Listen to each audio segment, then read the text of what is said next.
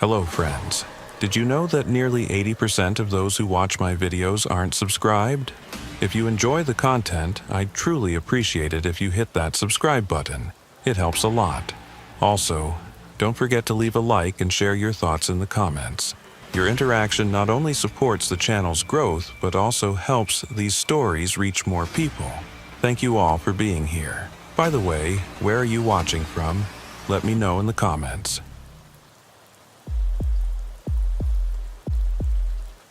I need to tell you about an incident I experienced in 2017, because every time I drive through the Mojave Desert at night, I still think about it, and it happens more often than I'd like. I've been using these routes for 15 years, starting when I was 23, and back then I was inexperienced enough to think the open road was romantic or something like that. It's not. There's just asphalt, diesel fumes, and the same rest stops, to the point where you can't remember which state you're in without checking your GPS. But that night, I remember every detail of that particular trip as if it happened yesterday, not 7 years ago. I think it was late March, maybe early April.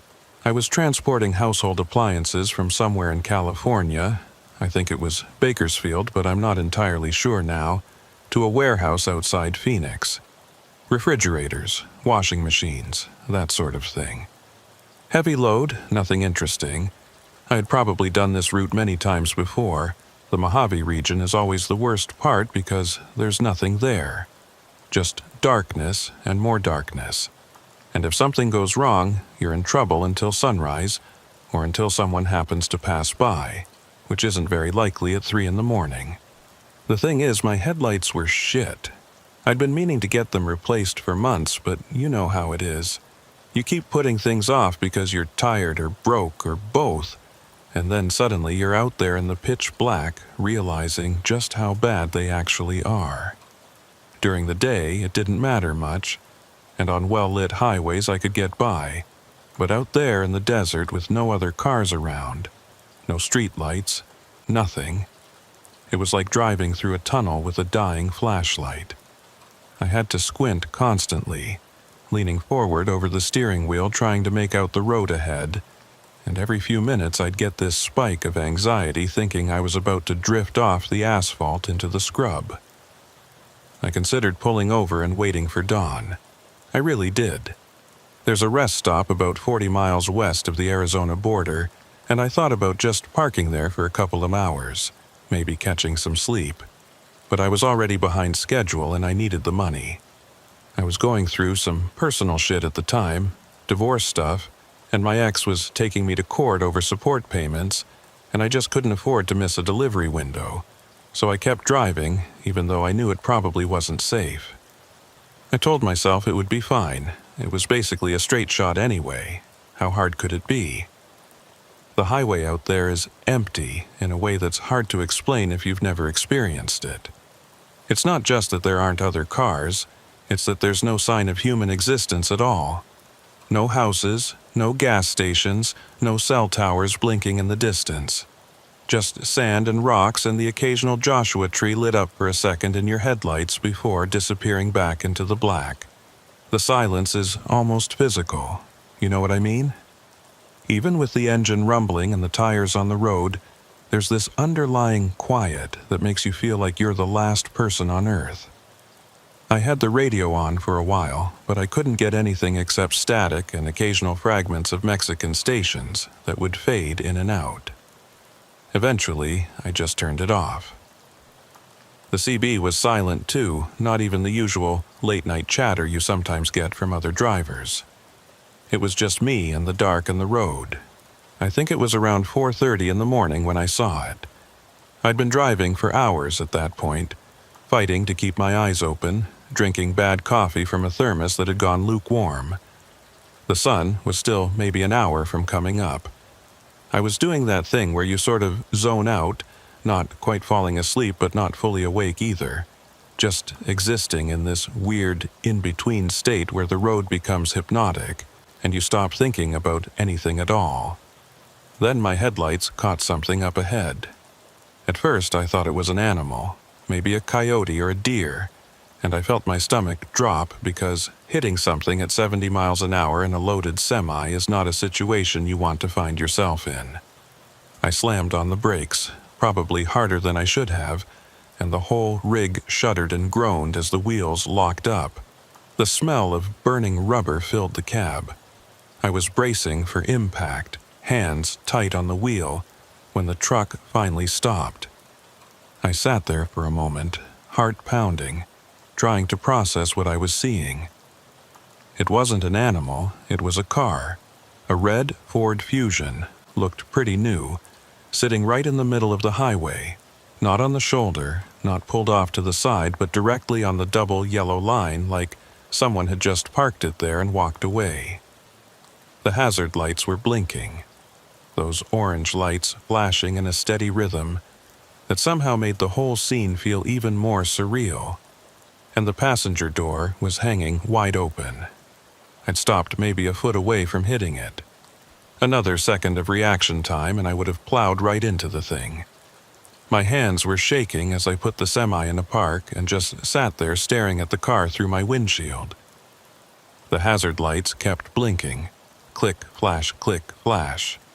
That was the only sound other than my own breathing and the idle of my engine.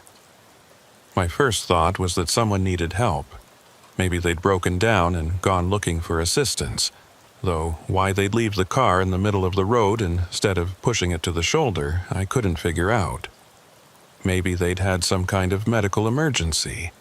Maybe they were hurt and wandering around in the desert in the dark. I'm not the kind of guy who just drives past someone who might be in trouble, you know? I was raised better than that.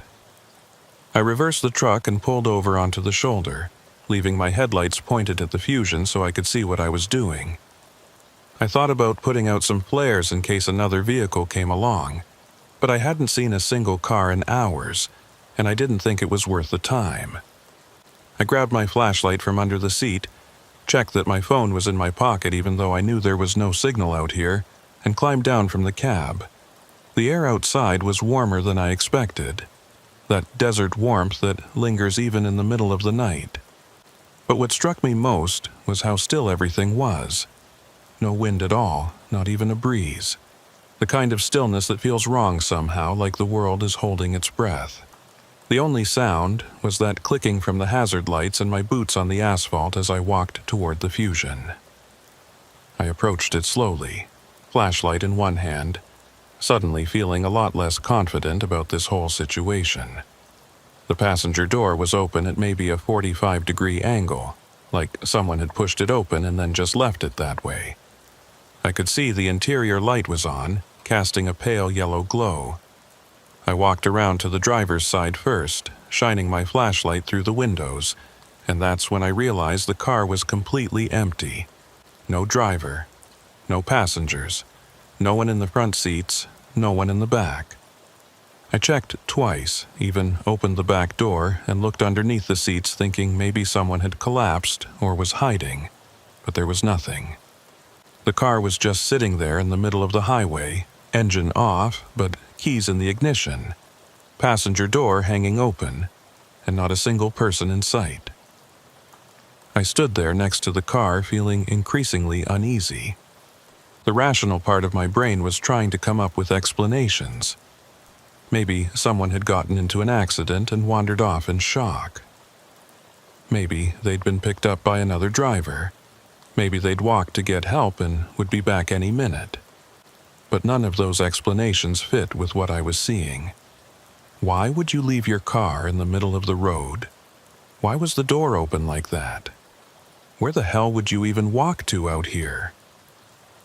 I kept glancing over my shoulder, back toward my truck, then out into the darkness on either side of the highway. My flashlight beam didn't reach very far, maybe 20 or 30 feet before it just dissolved into the black. Anyone could have been standing out there watching me and I wouldn't have known. The smart thing would have been to get back in my truck and call the highway patrol once I got somewhere with cell service. Let them deal with it. But I was already committed at this point, and something about the whole situation was bugging me in a way I couldn't quite articulate. It felt like a puzzle with missing pieces, and I wanted to understand what had happened here. I looked inside the car again, more carefully this time. Everything seemed normal.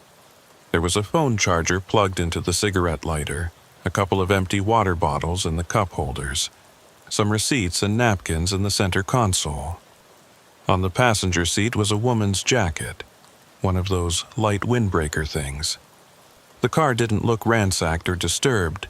It just looked like someone had been driving and then suddenly decided to stop in the most dangerous possible place. That's when I noticed the trunk. I walked around to the back of the car and tried the handle, but it was locked. I stood there for a moment, debating. The keys were still in the ignition. I could pop the trunk if I wanted to. But did I want to? What if there was something in there I didn't want to see? I'm not sure why I decided to do it. Curiosity, I guess. Or maybe just that same impulse that had made me stop in the first place. I went back to the driver's door, reached in, and grabbed the keys from the ignition. The car made that dinging sound when you open the door with the keys in it, loud in the silent desert, and I nearly jumped out of my skin. I walked back to the trunk and put the key in the lock. It turned. I heard the mechanism click, but when I tried to lift the trunk, it wouldn't budge. It was stuck somehow, or jammed, or something was holding it closed from the inside. I pulled harder, putting my weight into it, but it wouldn't move. I stood there frowning at the trunk for a moment, then went back and opened the rear passenger door. There's usually a way to access the trunk from the back seat if you fold the seats down, and sure enough, when I pulled the seat release, the backrest flopped forward, and I could see into the trunk space. There were 3 garbage bags in there. Big black contractor bags, the heavy-duty kind, all tied shut, and there was a rope running between them and the trunk latch, which explained why I couldn't open it from the outside. Someone had tied the trunk closed from the inside. I remember standing there with the car door open, staring at those bags, feeling the first real prickle of fear run down my spine. Something was very wrong here. People don't tie their trunks shut from the inside for no reason. And what was in those bags? They were kind of lumpy and irregular, filled with something that had weight to it. I reached out toward one of the bags.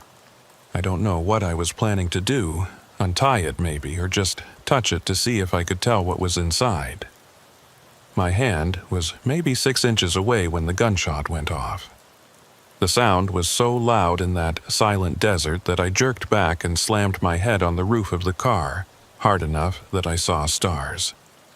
For a second, I couldn't think, couldn't process what had just happened, my ears ringing from the shot.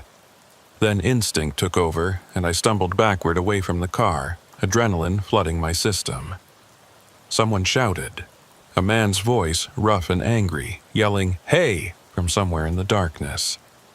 The voice sounded like it was getting closer fast. I didn't think, I just ran. I threw the keys onto the front seat of the Fusion and sprinted back toward my semi, my boots pounding on the asphalt, my breath coming in ragged gasps. I could hear the voice behind me yelling, "Hey!" again and again, and it sounded like it was getting closer. I reached my truck and practically threw myself into the cab, yanking the door shut behind me and fumbling with the keys in the ignition. The engine stalled the first time I tried to start it. I cursed, turned the key again, and heard it grind and catch. I threw the truck into gear and started to pull out just as my headlights caught the figure standing by the Fusion. It was a man, short and stocky, with red hair visible even in the poor light. He was wearing overalls and rubber boots that came up to his knees, the kind you wear when you're wading through something you don't want to get on your clothes. In his left hand, he was holding a small folding shovel, the kind campers use. In his right hand was a hunting rifle, old-looking with a wooden stock. Our eyes met for just a second as the truck rolled forward. I expected him to look crazy, wild-eyed and threatening, but he didn't. He looked worried, scared even. He had this expression on his face like he was the one who'd been caught doing something wrong and wasn't sure what to do about it.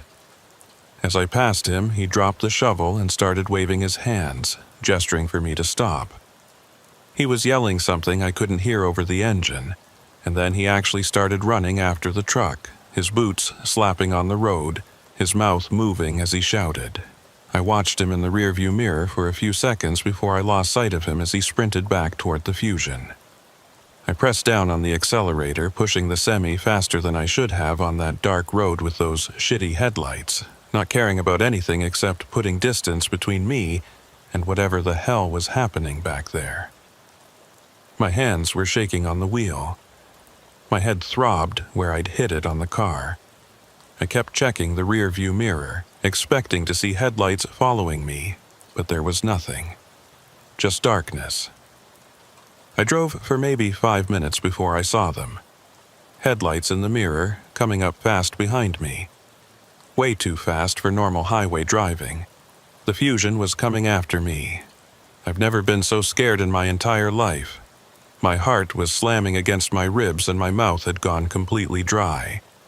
I grabbed my phone and dialed 911, not even sure if it would go through out here, but somehow it connected. The dispatcher answered, and I started talking, trying to explain what was happening while watching those headlights get closer and closer in the mirror. The Fusion was gaining on me, despite the fact that I was doing almost 80 in a fully loaded semi. "There's a car chasing me," I said, hearing how my voice was shaking. "On Highway 95 in the Mojave, I don't know exactly where, somewhere between Needles and the border. Red Ford Fusion, guy has a gun, The Fusion was right on my tail now, close enough that I could see it clearly in my mirrors. The horn started blaring, just laying on it continuously, and the sound was so loud and sudden that I nearly swerved off the road. The dispatcher was saying something, but I could barely hear her over the horn and the sound of my own pulse in my ears. This went on for what felt like forever, but was probably only 10 or 15 minutes. The Fusion right behind me, horn blaring, me trying to keep the truck steady and not let panic make me do something stupid like brake or swerve. I kept expecting to feel the impact of the car ramming into me, or to hear another gunshot, but neither happened. The guy just kept following me, close enough to touch, horn screaming into the night. Then he suddenly pulled out and swung around to pass me on the left. For a second I thought maybe he was giving up, but then he cut in front of me and hit his brakes, hard. I had no choice but to slow down.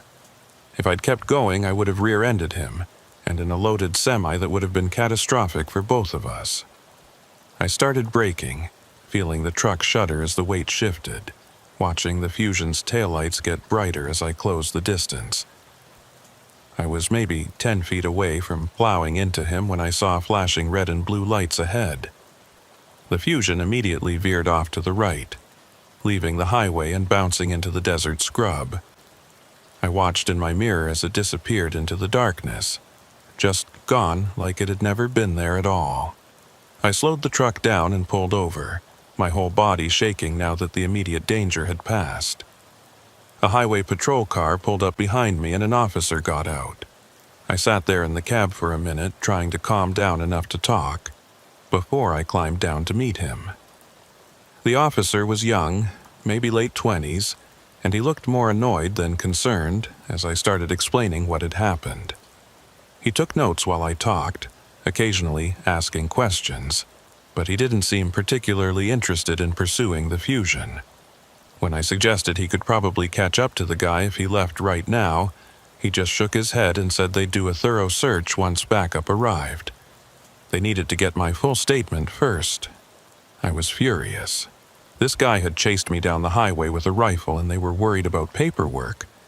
But there was nothing I could do except give my statement and hope they'd actually follow up. The officer said they'd call me if they had any updates and sent me on my way. They never called.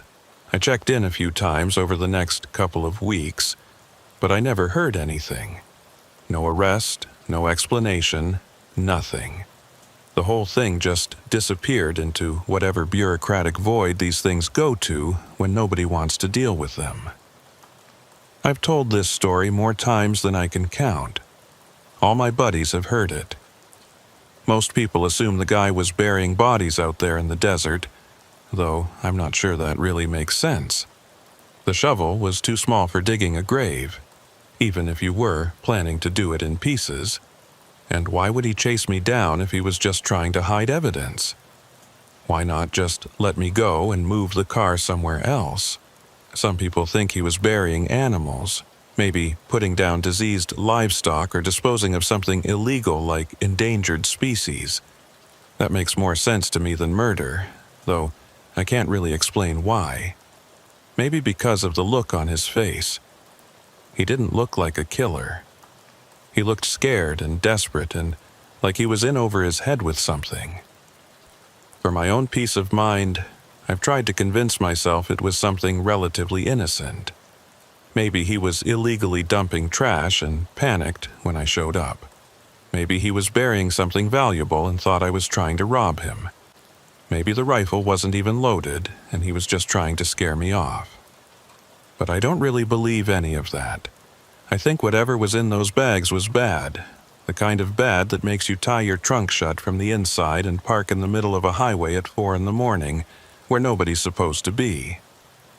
I think he was out there digging in the desert and heard my truck coming and barely had time to get back to the road before I arrived. I think I interrupted something that I really didn't want to be part of. The thing I can't stop thinking about is those boots, those rubber boots that came up to his knees. What do you need boots like that for in the desert? Unless you're wading through something. Blood, maybe, or whatever other fluids come out of bodies when you're cutting them up into garbage bag-sized pieces. I still drive through the Mojave at night sometimes, though I try to avoid it when I can. Every time I do, I find myself looking at the side of the road, wondering if I'm passing the spot where it happened. I got new headlights installed the next week, the brightest ones I could afford, and I've never let them go bad since. And I never stop for abandoned cars anymore, no matter how much it might look like someone needs help. Sometimes, late at night when I'm hauling through empty stretches of highway, I think about those 3 bags in the trunk. I think about what might have been in them.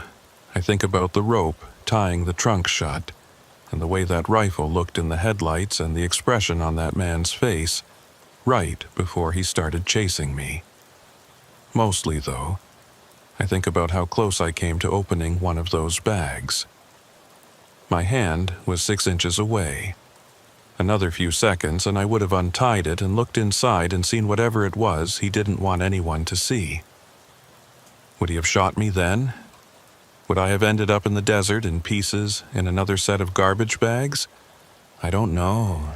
I'm glad I don't know.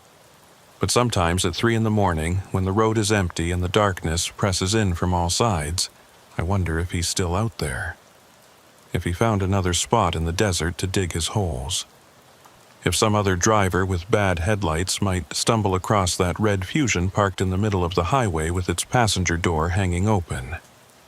And I wonder if next time, that driver will be curious enough to look in the trunk, or smart enough to drive away.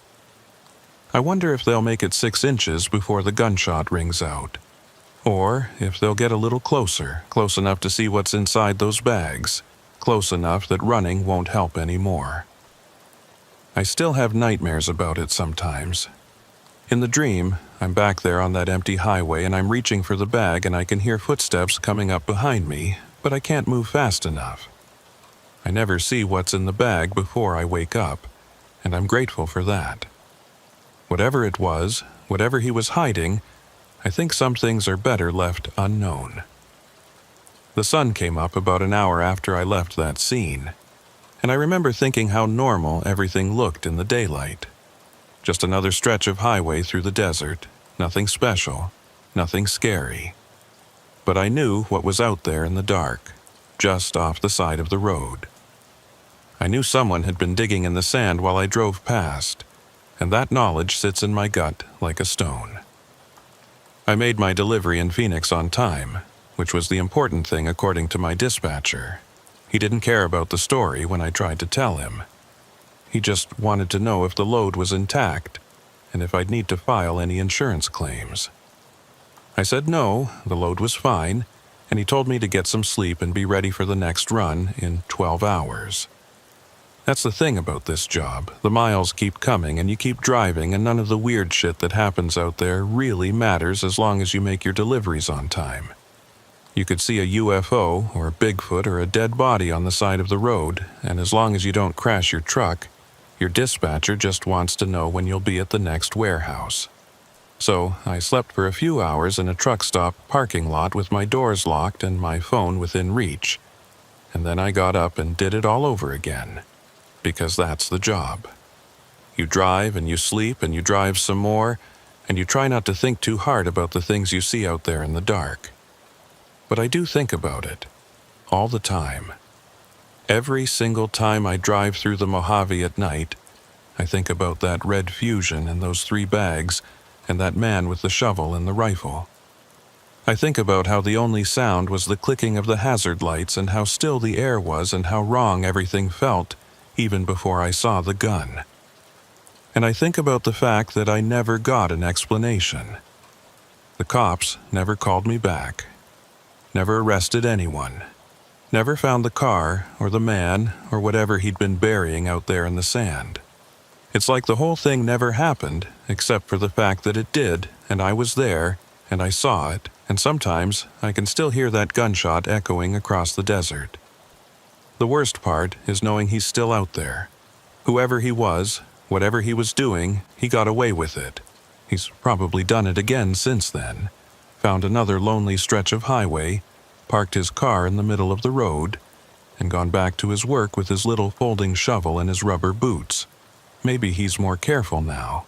Maybe he doesn't leave the passenger door open anymore. Or maybe he wants someone to find him. Maybe that's the whole point. Leaving the car right there where anyone driving past can't miss it, seeing who's curious enough to stop and look, testing who's brave enough or stupid enough to check the trunk, seeing how close they'll get before he fires the warning shot. I don't drive that route anymore if I can help it. When dispatch offers me loads going through the Mojave, I try to pass them off to someone else, make up excuses about other commitments or maintenance needs or family shit. Most of the time they let me. Sometimes they don't and I have to take it. And on those nights I drive with both hands tight on the wheel and my eyes straight ahead, not looking at the sides of the road, not slowing down for anything. And if I ever see a red Fusion parked in the middle of the highway with its hazard lights blinking and its passenger door hanging open, I'm not stopping. I'll call it in from the next town, let the cops deal with it. But I'm not stopping. Once was enough. Once was more than enough. Some things you see out there on the road at night, you can laugh about later. Wrong turn that led to a weird town, strange hitchhiker, truck stop with a suspicious bathroom. Those are good stories, the kind of thing you tell over beers to make your buddies laugh. But some things aren't funny, and they never will be. Some things you carry with you for the rest of your life. And they sit in your chest like a weight and you can't ever quite put them down. This is one of those things. And I'll tell you right now, if you're driving through the Mojave late at night and you see a car that doesn't belong there, you keep driving. Don't stop. Don't be curious. Don't think you're going to help someone or figure out what happened. Just keep your eyes on the road and your hands on the wheel and thank God it's not your problem. Because sometimes the things you find out there in the dark are things you really didn't want to know, and once you know them, you can't unknow them. They're with you forever, sitting in the back of your mind, waiting for those quiet moments at 3 in the morning when you're alone on an empty highway and the darkness feels like it's closing in. That's when you remember. That's when you see it all again in perfect clarity. The blinking hazard lights, and the open door, and those 3 black bags tied with rope in the trunk. That's when you hear the gunshot, and the voice yelling, "Hey!" and the horn blaring as the Fusion chases you down the highway. That's when you wonder what would have happened if you'd been just a little more curious, if you'd untied one of those bags and looked inside. And that's when you realize how lucky you were that you didn't. How lucky you were that he gave you a warning shot instead of something worse. How lucky you were to make it out of there at all. But you also realize that someone else might not be so lucky. Someone else might stop for that car and look in that trunk and get close enough that running doesn't help anymore. And you wonder if you should have tried harder to make the cops take it seriously, if you should have gone back yourself in the daylight to look around, if there was something more you could have done. Then you remember the look on his face and the rifle in his hand, and you know there was nothing else you could have done. You did the only thing that made sense, which was to get the hell out of there as fast as possible and never look back. You survived. That's what matters. I've been running these routes for 15 years and I've seen a lot of strange shit out there on the highways late at night. Things that don't make sense. Situations that feel wrong. People who shouldn't be where they are. Most of the time, there's a reasonable explanation even if you never find out what it is. Car broke down. Someone got lost.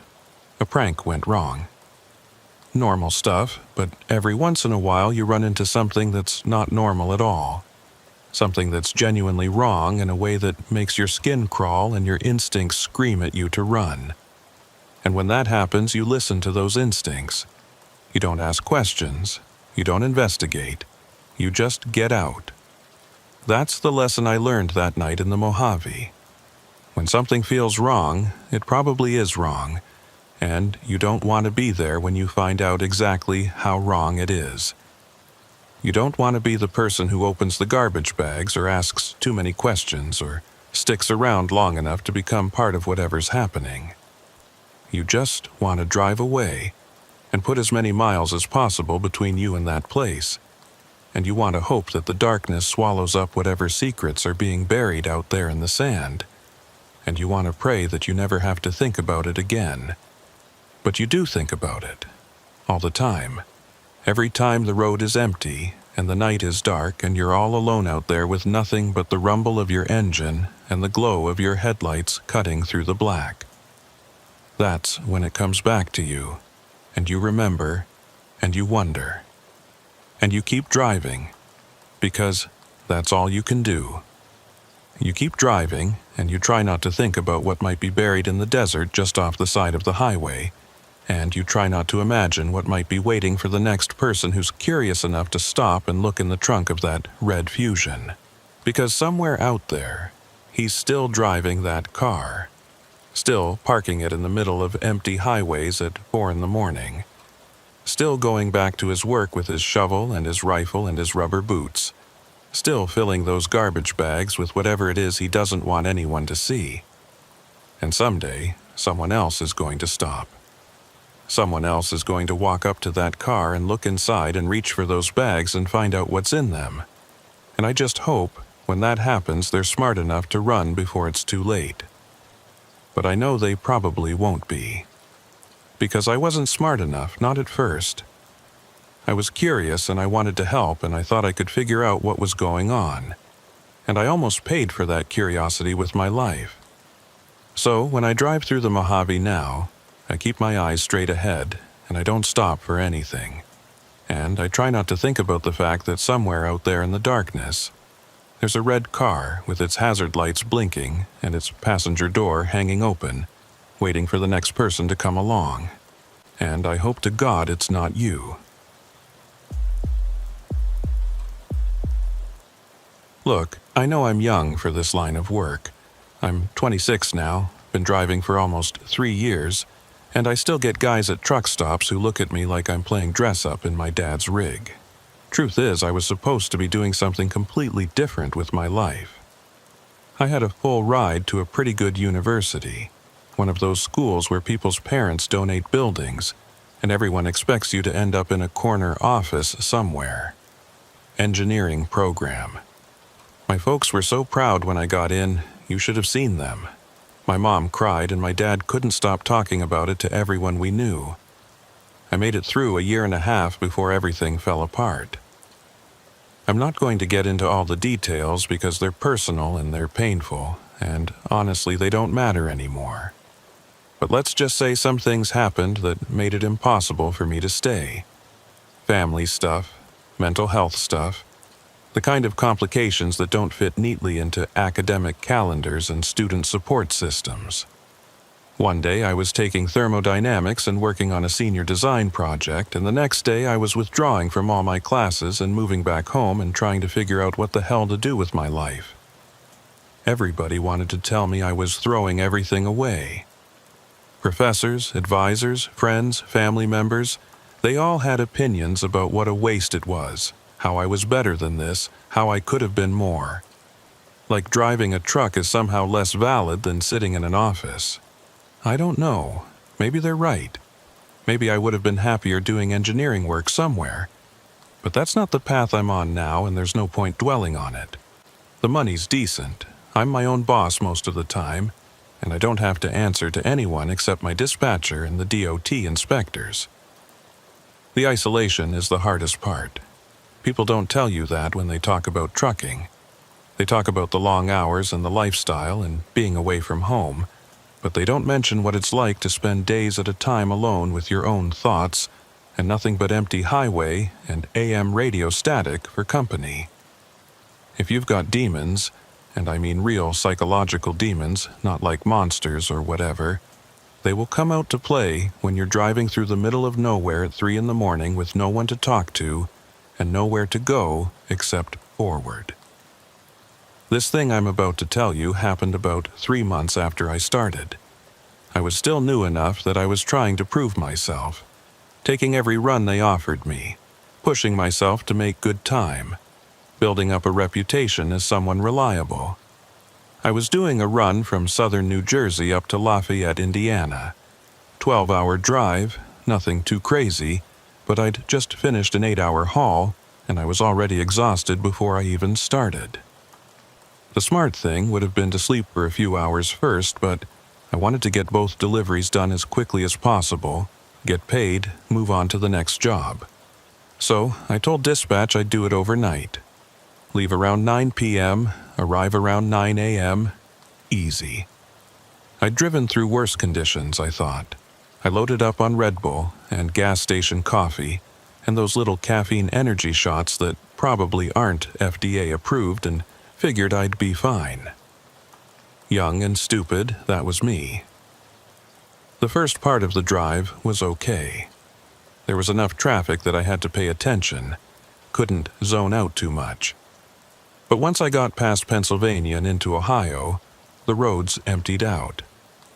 It was just me and the occasional semi and a whole lot of darkness. The highway kind of hypnotizes you after a while, you know? The white lines coming at you endlessly, the rhythm of the road, the engine noise that becomes like white noise. Your mind starts to drift, and you're not really thinking about anything at all, just existing in this weird, half-conscious state. I was maybe halfway through when I realized I was out of Red Bull. I'd gone through my whole stash, 4 cans, and I didn't have anything else. I checked the center console probably 5 times like more would magically appear, but no, I was done. And I was starting to feel it too, that heaviness in my eyelids, the way your head starts to nod forward before you jerk it back up. Dangerous as hell. I've heard stories about guys who fell asleep at the wheel. What happens when you're doing 70 in a 40-ton vehicle, and you lose consciousness even for a second. I knew I had to stop. I hate stopping during runs, absolutely hate it. Because the minute you stop moving, you feel how tired you really are, and it's 10 times harder to get going again. But I didn't have a choice. I needed caffeine, or I needed sleep, and I didn't have time for sleep, so caffeine it was. I saw a sign for a service area coming up, and I figured I'd pull in there, grab something from a vending machine, maybe use the bathroom. 5 minutes tops, and then back on the road. But when I actually took the exit and pulled into the place, I realized my mistake. It wasn't a service area. Not a real one, anyway. It was one of those old, abandoned gas stations that you see sometimes. The kind that used to be a truck stop or a rest area back before the interstate got reroaded or the business went under. There were a couple of buildings, Parking spaces with weeds growing through the cracks in the asphalt. Everything dark and shut down. I should have kept going. There was probably another place 5 or 10 miles up the road. But I'm an idiot, and I was tired, and I thought maybe there'd be a working vending machine or something salvageable. So I parked the truck and sat there for a minute looking at the place. There was a main building that looked like it used to be a convenience store, and next to it a smaller structure that might have been a garage or a bathroom facility. No lights anywhere. No other vehicles. The whole place had that abandoned feel, like no one had been there in years. I grabbed my flashlight and climbed down from the cab. The air was cold, that damp kind of cold you get in Ohio in early spring, and it smelled like old asphalt and diesel and something organic and rotting that I couldn't quite identify. I walked toward the main building, my boots loud on the pavement, flashlight beam cutting through the dark. The door to the convenience store was unlocked. That should have been my first warning sign right there, but I was too tired to think clearly. I pulled it open and it swung inward with a creak, and I stepped inside, shining my flashlight around. The place was gutted. Empty shelves, trash on the floor, graffiti on the walls. No vending machines, no coolers, nothing. Just a hollow shell of a building that used to serve a purpose and didn't anymore. I was about to leave when I saw a faint glow coming from somewhere in the back. A doorway led to what I assumed was a back room, or maybe an employee area, and there was definitely light coming from there. Orange light, like maybe from a space heater or a camping lantern. My curiosity got the better of me. Maybe someone was squatting here, I thought.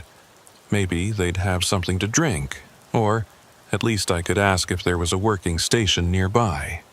I walked toward the back room, called out, "Hello?" but didn't get a response. The light got brighter as I approached, and when I pushed open the door, I saw that the glow was coming from a refrigerator. An old commercial fridge plugged into an outlet, the interior light on even though the door was closed. It was the only thing in the room. Everything else had been stripped out, but someone had left this fridge behind, still running, still consuming electricity from whatever circuit it was connected to. I walked over and opened it. I don't know what I was expecting. Maybe some abandoned food or drinks, maybe nothing. What I found was that the entire interior had been removed. No shelves, no drawers, no racks, just an empty box with a light bulb at the top. Completely hollow. Weird, but okay, whatever. I closed the fridge and turned to leave. That's when I heard the sound. A clatter, like something metallic hitting the floor, coming from the main room. I froze. I'd been alone in here, I was sure of it. I'd looked around when I came in, there was nowhere for someone to hide. But I'd definitely heard something. I stood there for maybe 10 seconds, listening. Heart starting to beat faster. Nothing, no more sounds. I convinced myself I'd imagined it, or that something had fallen on its own. An unstable piece of trash or debris finally giving way. I walked back into the main room, slower this time, shining my flashlight into all the corners. The room was empty, same as when I'd entered. I did a full sweep with the flashlight, checked behind the checkout counter, looked for any signs of disturbance. Nothing. But something felt wrong now. The air felt different. The quality of the silence had changed in a way I couldn't articulate. It wasn't just empty anymore. It felt watched. I got out of there fast. Walked back to the truck, trying not to look like I was hurrying, trying not to let my imagination run away with me. But by the time I reached the cab, I was definitely moving quicker than normal. I climbed up, locked the doors behind me, and sat there for a minute with my hands on the wheel, just breathing and telling myself I was being ridiculous. The problem was I still needed caffeine, and I was still exhausted. I looked at the GPS, and there was another stop about 6 miles ahead. This one marked as open 24 hours. Perfect. I'd go there, get what I needed, and forget about this weird abandoned place. I started the engine and pulled out of the lot, glancing at the convenience store in my mirrors as I left. The building was dark and lifeless, just like it had been when I arrived. I merged back onto the highway and drove to the next stop, which turned out to be a proper truck stop with bright lights and other vehicles and everything looking normal and safe. I parked, went inside, bought 3 Red Bulls, and a couple of those disgusting pressed sandwiches they keep in the refrigerated section, used the bathroom, and got back in the truck. I cracked open the first Red Bull and downed half of it in one go, feeling the caffeine start to work its way into my system. The clock on the dashboard said it was just past 3 in the morning. Still had about 6 hours to go. I put the truck in gear and headed back out onto the highway, already feeling more alert. The weirdness of that abandoned station fading into just another strange thing that happens when you're overtired and alone. I'd been driving for maybe 15 minutes when I noticed the curtain behind my seat was moving. Just slightly, like there was air current back there, even though I didn't have any windows open and the climate control was off. I watched it in the rearview mirror for a few seconds, telling myself it was nothing, just the natural movement of fabric from the truck's motion. But it kept moving in a way that didn't match the vehicle's rhythm, almost like it was billowing, like something was disturbing it from behind. My mouth went dry. I kept my eyes on the road, but I was hyper-aware of that curtain now, watching it in the peripheral vision of the rear view.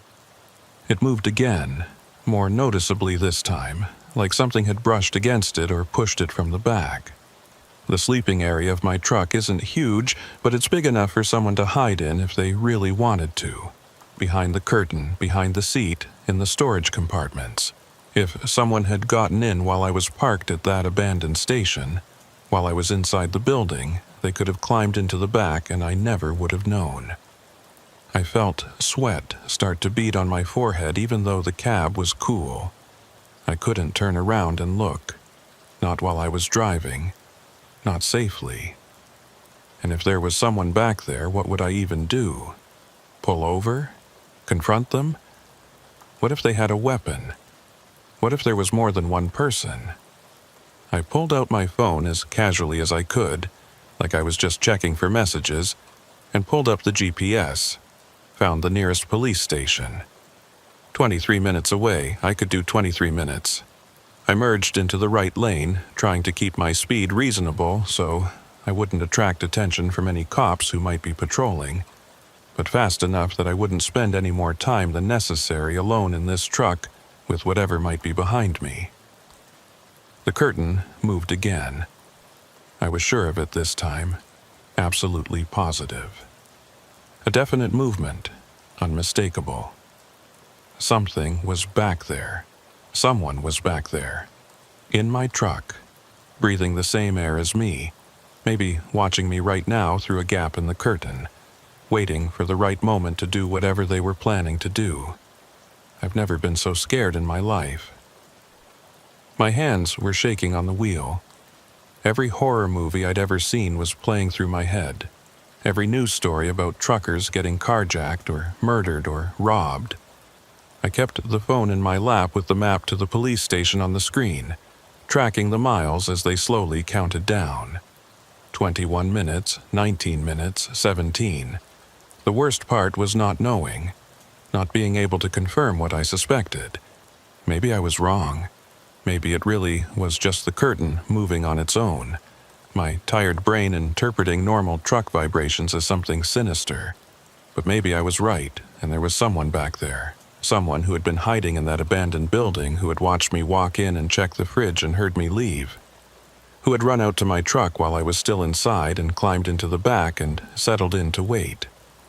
Why? What did they want? Were they just looking for a ride? Were they planning to rob me?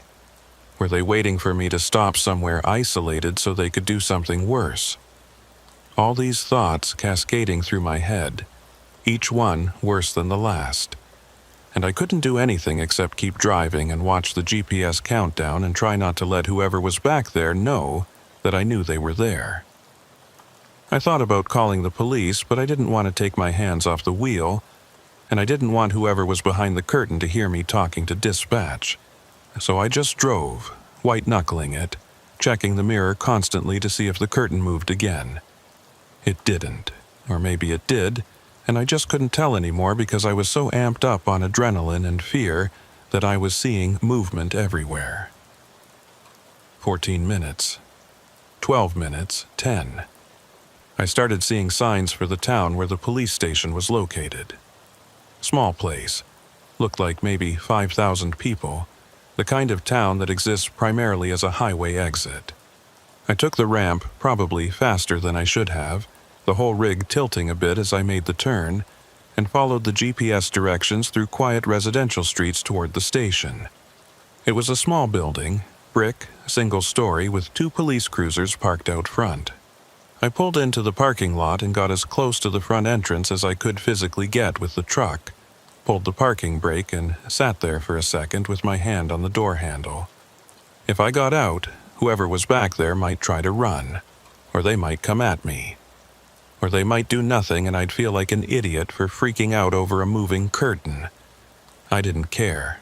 I opened the door, jumped down, and ran to the station entrance without looking back. There was a buzzer by the door, and I pressed it repeatedly until a tired-looking officer in his 50s opened up. "Help you?" he said, looking me up and down, probably trying to figure out if I was drunk or high or what. "There's someone in my truck," I said, the words coming out in a rush. "I think there's someone hiding in the back." I was at this abandoned station and I went inside, and when I came back and started driving, the curtain was moving and I think someone got in while I was parked, and they're still in there now. The officer's expression changed immediately from annoyed to alert. He called for backup on his radio, and in less than a minute there were 3 cops total, all of them heading out to my truck with hands on their weapons. I stayed by the door, watching, as they approached the cab. One of them called out, identifying themselves as police, ordering anyone inside to come out with their hands visible. Nothing happened. One of the cops climbed up and opened the driver's door, shining a flashlight inside. He looked around for a moment, then said something to the other officers I couldn't hear. Then he reached forward and pulled back the curtain. I held my breath. He pulled out a person, a man, dirty, wearing layers of ragged clothing. Then another person, a woman, equally dirty. Then a third person, another man. 3 of them total, all of them looking homeless or close to it. All of them emerging from my truck like clowns from a tiny car. I couldn't believe what I was seeing. 3 people had been hiding back there. 3. While I was driving, within arm's reach of me, the police cuffed all 3 of them and sat them on the ground by the truck. One of the cops came over to me and asked me to walk him through exactly what had happened. I told him everything, about the abandoned station, about going inside, about parking in the lot. He nodded and made notes and then went to search the back of the truck more thoroughly. When he came back, he looked grim. "They had weapons," he said. "Nothing firearms but knives. 2 of them, switchblades." I felt like I was going to be sick. Knives, they'd had knives.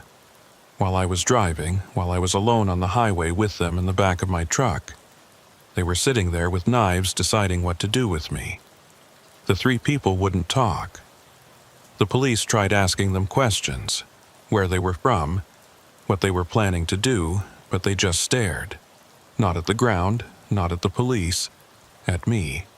All 3 of them, these hollow-eyed, blank-faced people in dirty clothes, just staring at me with expressions I couldn't read.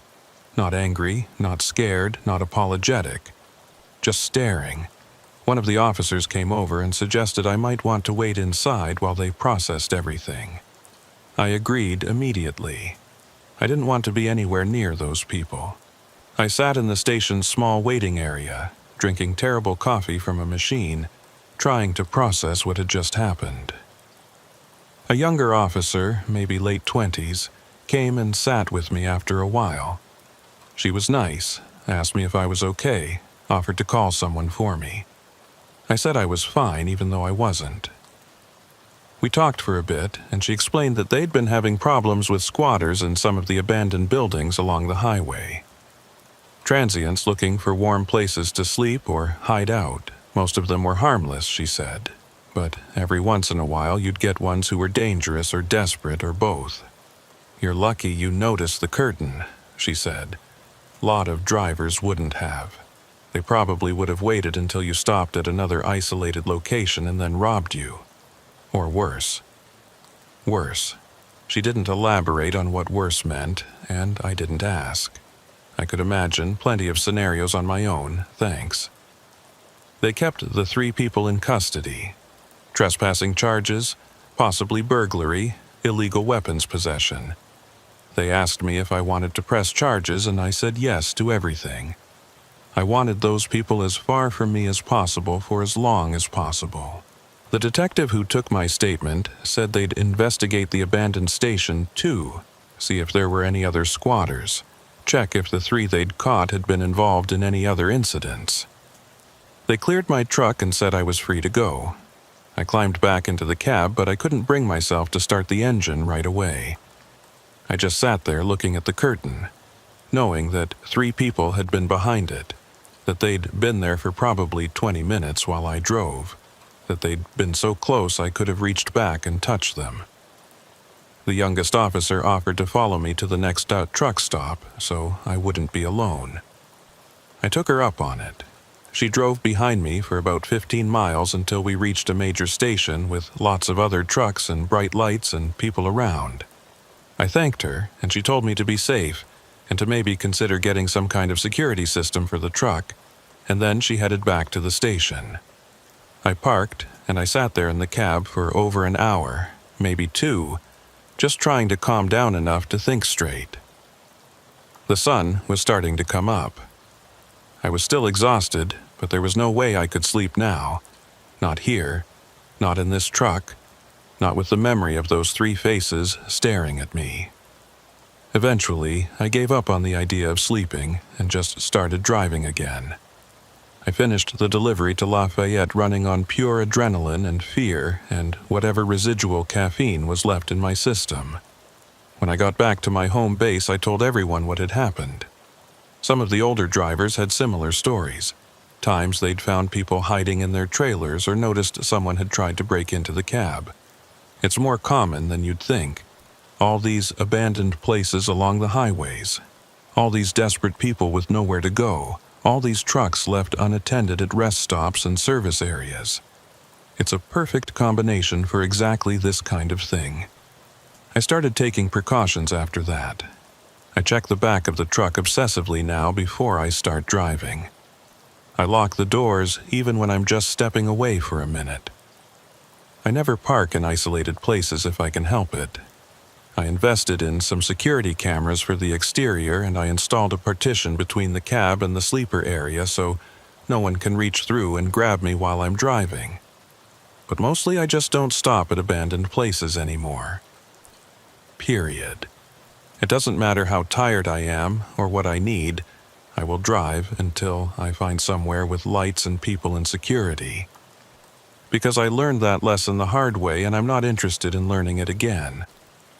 The thing that bothers me most, that keeps me up at night sometimes, is that I still don't know what they were planning to do. Were they going to wait until I stopped somewhere and then rob me? Were they going to try something while I was driving? Were they just looking for a ride and the knives were for self-defense? I don't know. No. I'll never know. And that uncertainty is almost worse than knowing would be. Sometimes I think about that abandoned station and wonder if they're still using it as a base. If they grab riders from truckers who stop there not knowing any better. Sometimes I think about calling the police department and asking what happened to those 3 people, if they got convicted, if they're in jail or back out on the streets. But I never do. I don't really want to know. What I do know is that I got lucky. If I hadn't noticed that curtain moving, if I hadn't trusted my instincts, If I'd stopped at another isolated rest area instead of driving straight to a police station, things could have gone very differently. I might not be here to tell this story. So, if you're driving, especially at night, especially alone, be careful where you stop. Check your surroundings. Lock your doors. Trust your gut when something feels wrong. Because sometimes the things you're afraid of aren't just in your imagination. Sometimes they're real, and they're closer than you think, and they're waiting for you to let your guard down. I still drive the same routes, still make the overnight deliveries, still spend hours alone on empty highways in the dark. But I'm more careful now. More paranoid maybe, but that's not necessarily a bad thing in this line of work. Paranoia keeps you alert. It keeps you checking your mirrors. It keeps you alive. And every single time I park somewhere, anywhere, even for just a minute, I check the back of the truck before I start driving again. Every single time. Because I know now what can happen if you don't. I know what it's like to realize too late that you're not alone. That someone has been there with you the whole time, watching and waiting, and you never even knew until it was almost too late. That's the thing about driving at night. You're never really sure if you're alone or not. The darkness hides too many things. And sometimes the darkness is hiding something that wants to hurt you. Something that's patient enough to wait for the right moment. Something that's desperate enough to try. I drove past that abandoned station once, about a year after it happened. I didn't stop, obviously, but I slowed down enough to look. The buildings were still there, still dark, still abandoned. There was trash in the parking lot and more weeds growing through the cracks. It looked harmless in the daylight. Just another failed business, another casualty of changing highway routes and shifting commerce. You'd never know it was a place where people hid in the shadows waiting for someone like me to stop by. But I know, and now you know too. So next time you're driving through somewhere late at night and you need to pull over, think twice about where you're stopping. Think about who might be watching. Think about how easy it would be for someone to slip into your vehicle while you're not looking, to hide somewhere you won't notice until it's too late. And if you ever see a curtain move in your rearview mirror, if you ever feel like you're not alone even though you should be, don't ignore it.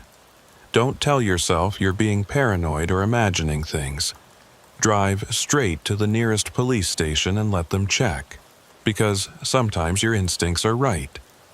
Sometimes that feeling of being watched is real. Sometimes the monster isn't under your bed or in your closet. Sometimes it's in the back of your truck, behind a curtain, with a knife, waiting to see what you'll do next. I think about those three faces sometimes, the way they stared at me with those blank expressions. I wonder what they were thinking. I wonder if they regret trying it, or if they just see it as bad luck that I noticed them. I wonder if they're still out there somewhere, finding new places to hide, new trucks to climb into, new drivers to terrorize. Mostly, though, I just try not to think about it at all. I focus on the road and the deliveries and getting from point A to point B safely. That's all I can control.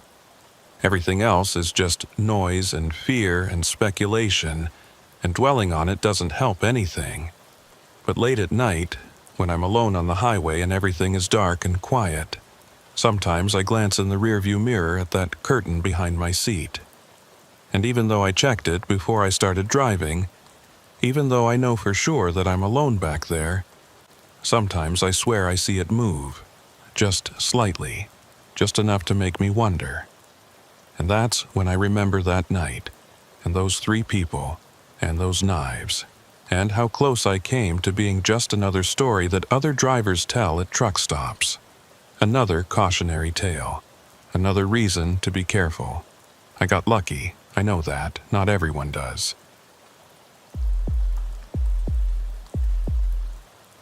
My father was the most religious man I ever knew. Not in an obnoxious way where he'd preach at you or try to convert everyone he met, but in a quiet, steady way that shaped everything he did. He drove trucks for 40 years before his heart gave out on him, and he always said God rode in the passenger seat with him on every haul. He wore a silver cross around his neck that his own father had given him, and before every trip he'd touch it once and say a quick prayer under his breath. When I started driving myself, about 15 years ago now, he gave me that cross. Told me it had kept him safe for 4 decades and he hoped it would do the same for me. I wear it every day. I touch it before I start the engine, same as he did. I'm not as religious as he was, to be honest, but there's something comforting about the ritual, about feeling that weight against my chest, and knowing he wore it the same way on the same roads I'm driving now. It makes me feel less alone out here.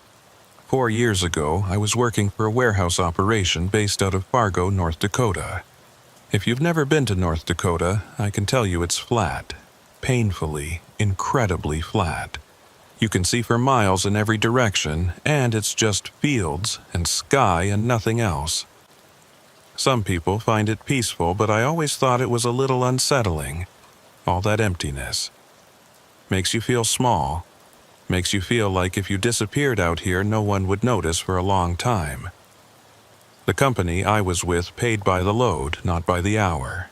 So, efficiency was everything.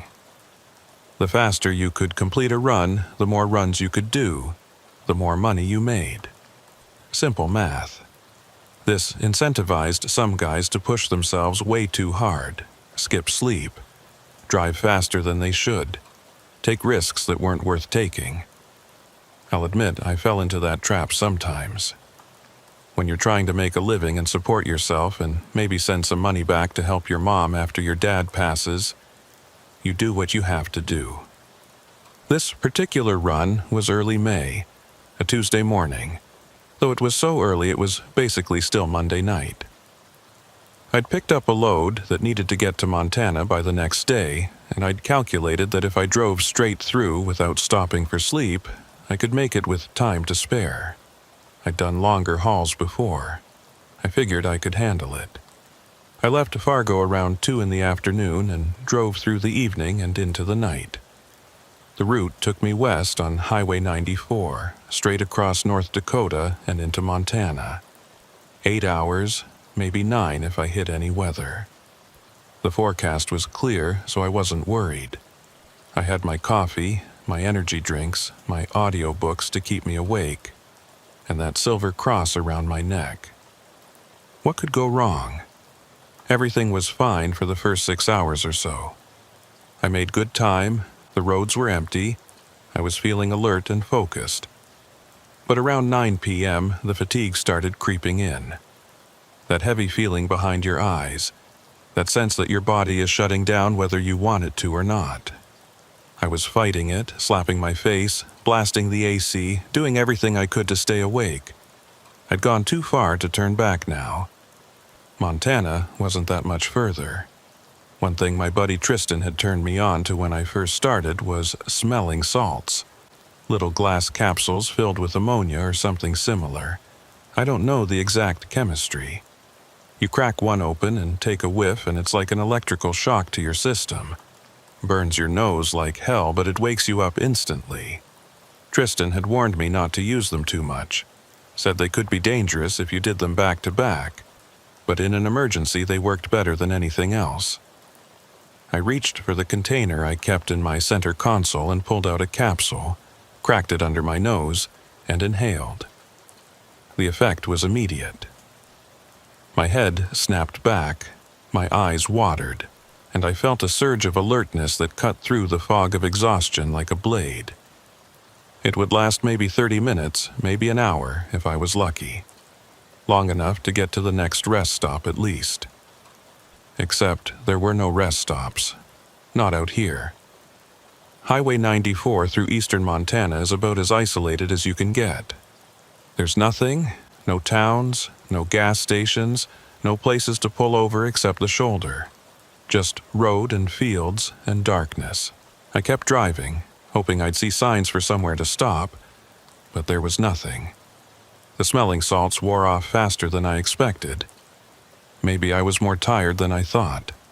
Maybe I'd built up a tolerance. Whatever the reason, after about 20 minutes I could feel myself starting to fade again. My eyelids were heavy. My thoughts were getting fuzzy. I knew I was in trouble. Then the truck started to drift. I was driving down the center of my lane, and then suddenly I wasn't.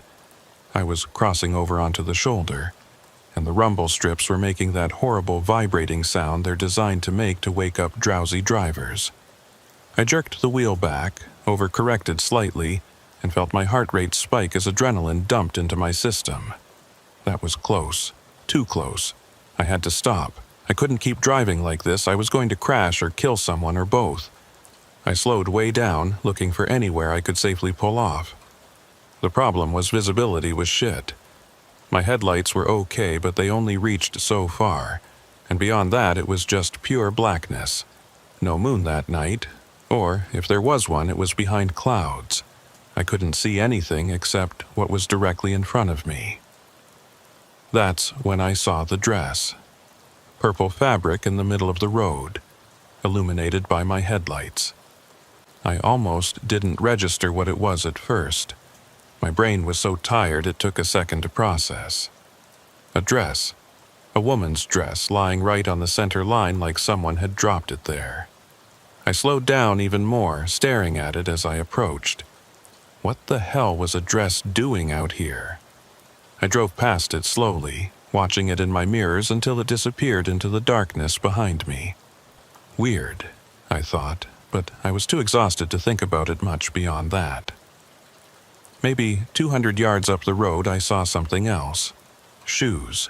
A pair of women's shoes, sitting in the road side by side like someone had taken them off and just left them there.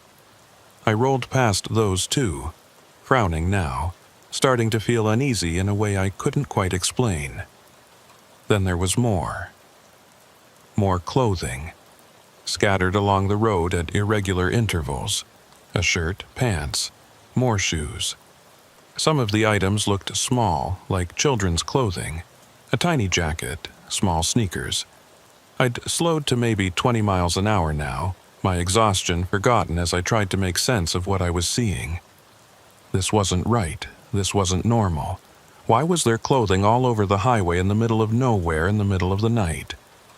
My first thought was an accident. Maybe a vehicle had hit something and clothes had spilled out, but there was no wreckage, no broken glass, no skid marks. The clothes were just there, placed or dropped or scattered, and I had no idea why. I should have kept driving. I should have gotten to the next town and called the police and let them handle it. But something made me stop. Maybe it was the children's clothing.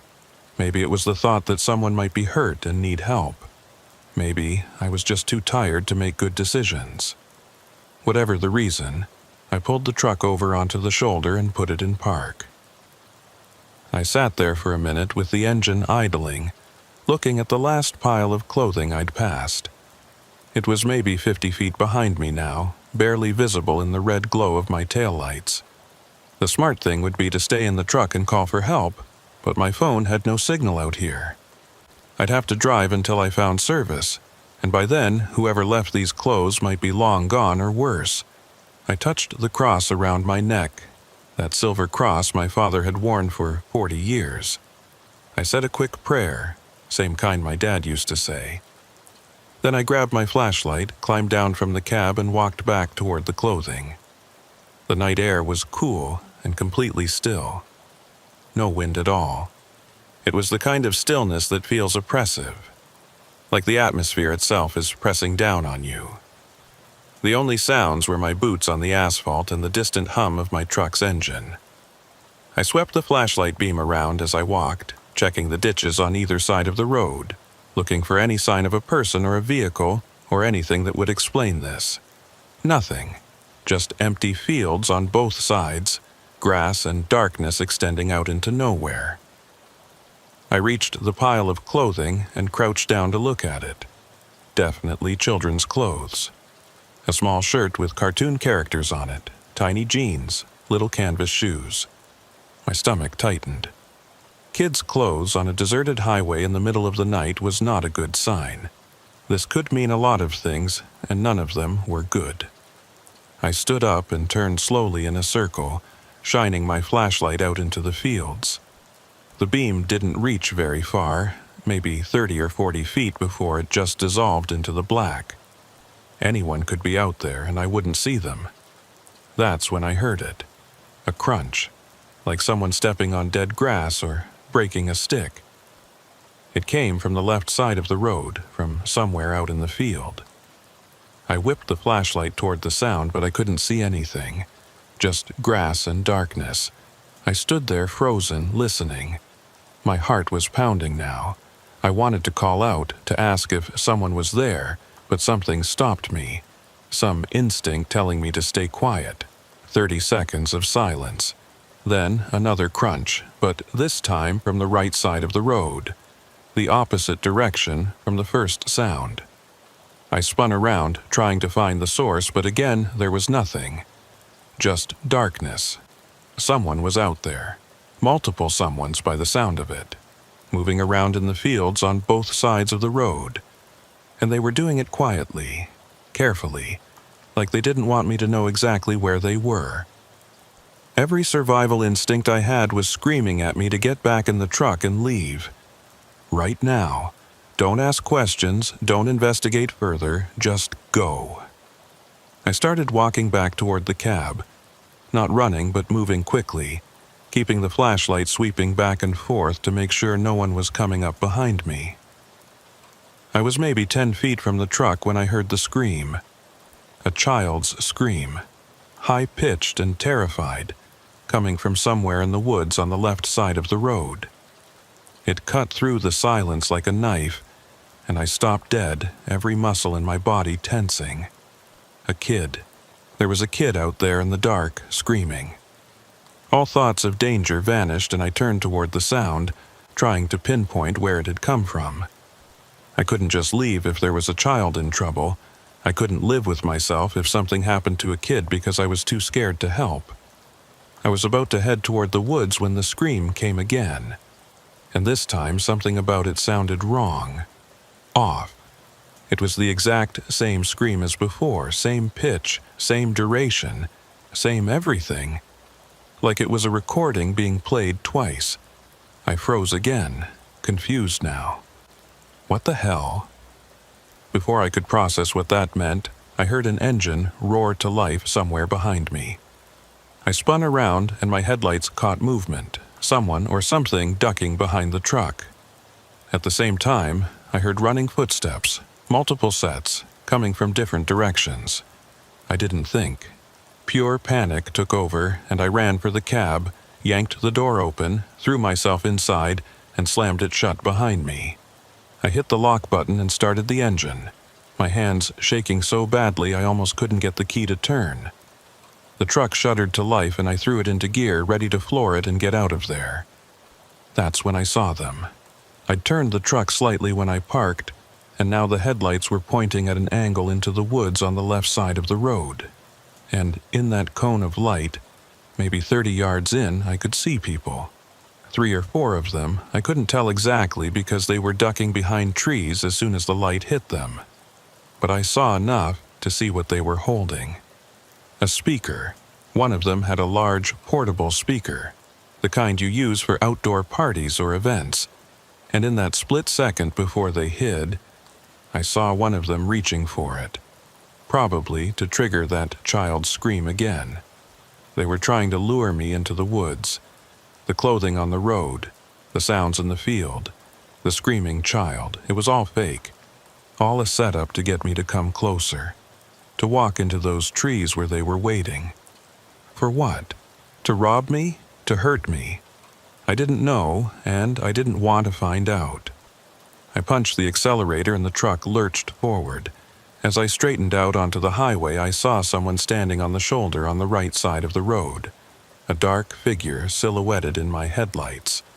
They shouted something I couldn't make out and then threw something at the truck.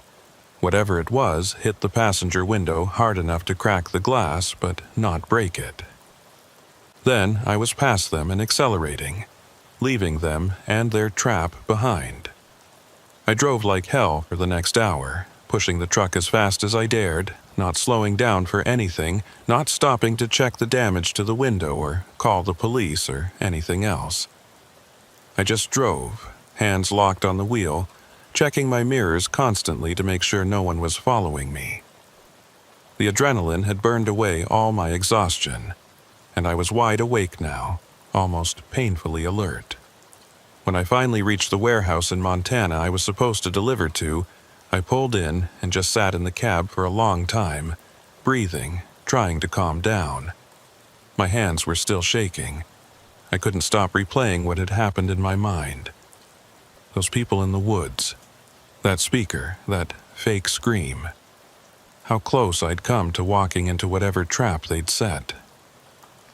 After I unloaded, I slept for 10 hours straight in a truck stop parking lot with the doors locked and the curtains drawn. When I woke up, the first thing I did was call the Montana Highway Patrol and report what had happened. I gave them the approximate location, described what I'd seen, told them about the clothing and the people in the speaker. The dispatcher said they'd send someone to investigate and call me back with any updates. They called me back 3 days later. They'd found the location based on my description, had searched the area, but there was nothing there. No clothing, no people, no evidence that anything unusual had occurred. They asked me some pointed questions about whether I'd been drinking or using drugs, whether I was sure about what I'd seen. I got the impression they thought I'd imagined the whole thing, or made it up for some reason. I stopped arguing with them after a while. I knew what I'd seen. I knew what had happened. Whether they believed me or not didn't change the reality of that night. To this day, I don't know what those people were planning. The best case scenario is they were trying to rob me. Figured a lone trucker would be an easy mark, and they'd set up this elaborate trap to get me out of my vehicle and vulnerable. Maybe they'd done it before to other drivers. Maybe I wasn't the first person to see that trail of clothing on the road. The worst case scenario, the one I try not to think about, is that they wanted more than just my wallet. That they were looking for something else, something darker. That if I'd walked into those woods after that fake child's scream, I never would have walked out. I don't drive that route anymore. I tell dispatch I'm not available when they have loads going through eastern Montana. I'll take longer roads, less profitable runs, whatever I have to do to avoid that stretch of Highway 94. Some of the other drivers think I'm being superstitious or paranoid, but I don't care. I know what's out there in those woods, and I'm not going back. The thing that haunts me most is the children's clothing. Where did they get it? Why children's clothing specifically? Did they know that would be more likely to make someone stop and investigate? Or was there something more sinister going on, something I don't want to think about? I asked around at truck stops after it happened, trying to find out if anyone else had experienced something similar. Most guys just looked at me like I was crazy. But one old-timer, a guy who'd been driving for 30 years, told me he'd heard stories about that area. People setting up ambushes for truckers, using all kinds of tricks to get them to stop. Fake hitchhikers, fake accidents, fake distress signals. He said the smart move was to never stop for anything on that particular stretch of road, no matter how legitimate it seemed. I wish I'd talked to him before I made that run. Might have saved me some trauma. My father used to say that God protected him on the road, that the cross around his neck kept him safe from harm. I don't know if I believe in that kind of direct divine intervention, but I will say this. Something made me stop before I got to those woods. Something made me hesitate when I heard that scream, made me notice that it sounded exactly the same the second time. Something gave me the presence of mind to run back to the truck instead of charging into the trees to help. Maybe it was God. Maybe it was my father watching out for me somehow. Maybe it was just luck or instinct or common sense finally kicking in through my exhaustion. I don't know. But whatever it was, I'm grateful for it. I still touch that silver cross before I start every drive. I still say a quick prayer like my dad taught me. And now, when I do it, I'm not just praying for safety from accidents or mechanical failures or bad weather. I'm praying for protection from the people out there in the dark places, the ones who set traps and wait for someone desperate or tired or stupid enough to fall into them. Because I learned that night that the scariest things on the road aren't always the ones you can see coming. Sometimes the danger looks like someone who needs help. Sometimes it sounds like a child crying. Sometimes it's disguised as something that triggers your good instincts, your desire to be a decent person and help someone in trouble. And sometimes, the right thing to do is ignore those instincts and drive away. Because not everyone who looks like they need help actually needs it. And not every cry for help is genuine. I think about those people a lot. I wonder if they're still out there on that stretch of highway, still scattering clothes on the road, still playing that recording of a child screaming, still waiting for someone to take the bait. I wonder how many people have stopped before me and what happened to them. I wonder if any of them walked into those woods and never came out. Mostly, I wonder why. What drives someone to do something like that? What kind of person sets up an elaborate trap in the middle of nowhere in the middle of the night and waits for hours in the cold and dark just for the chance to hurt someone? I can't wrap my head around it. I don't want to understand that kind of mindset. But I know those people exist. I've seen them. And that knowledge has changed how I drive, how I think about the road, how I evaluate situations when I'm out there alone. I'm more cautious now. More paranoid, more willing to keep driving even when something seems wrong and someone might need help. Some people might say that's sad, that those people won, that they succeeded in making me less trusting, less willing to help. Maybe that's true, but I'm alive to have this conversation, and that's worth something. I still drive at night, still take the long hauls, still spend hours alone on empty highways in the dark. But I'm smarter about it now. I plan my routes more carefully, avoid isolated areas when I can, keep my phone charged and my doors locked and my eyes open. And if I ever see clothing scattered on the road in the middle of the night, I'm not stopping. I'm calling it in from the next town and letting the authorities handle it. Because I've learned that sometimes the things that look most like they need your help are actually the things that want to hurt you most. That's the lesson I took from that night in Montana. Trust your instincts, yes, but also trust your fear. When something feels wrong, it probably is wrong. When your gut tells you to run, listen to it. Don't be a hero. Don't think you're going to save someone. Just get out. I touch that cross around my neck, and I think about my father and all the years he drove these roads safely. And I hope he's right that God rides in the passenger seat, because out here in the dark, on these empty highways in the middle of nowhere, you need all the protection you can get. The woods are full of things that want to hurt you, and some of those things learned a long time ago that the best way to catch someone is to make them think they're helping. So they put on a disguise, they set a trap, they make themselves look helpless or desperate or in need of rescue, and then they wait, in the dark, in the cold, in the woods on the side of the highway. They wait for someone like me, someone tired enough or decent enough or stupid enough to stop. I almost was that person. I came within seconds of being that person. And if I had been, I don't think I'd be here telling this story. I think I'd be somewhere in those woods, in a shallow grave or scattered in pieces. Another trucker who disappeared on a lonely highway in the middle of the night. But I'm not. I'm here, and that silver cross is still around my neck, and I'm still driving, and I'm still alive. And every time I start the engine and touch that cross and say that prayer, I thank whatever divine providence or dumb luck or paternal protection kept me from walking into those woods, because I know what's out there now.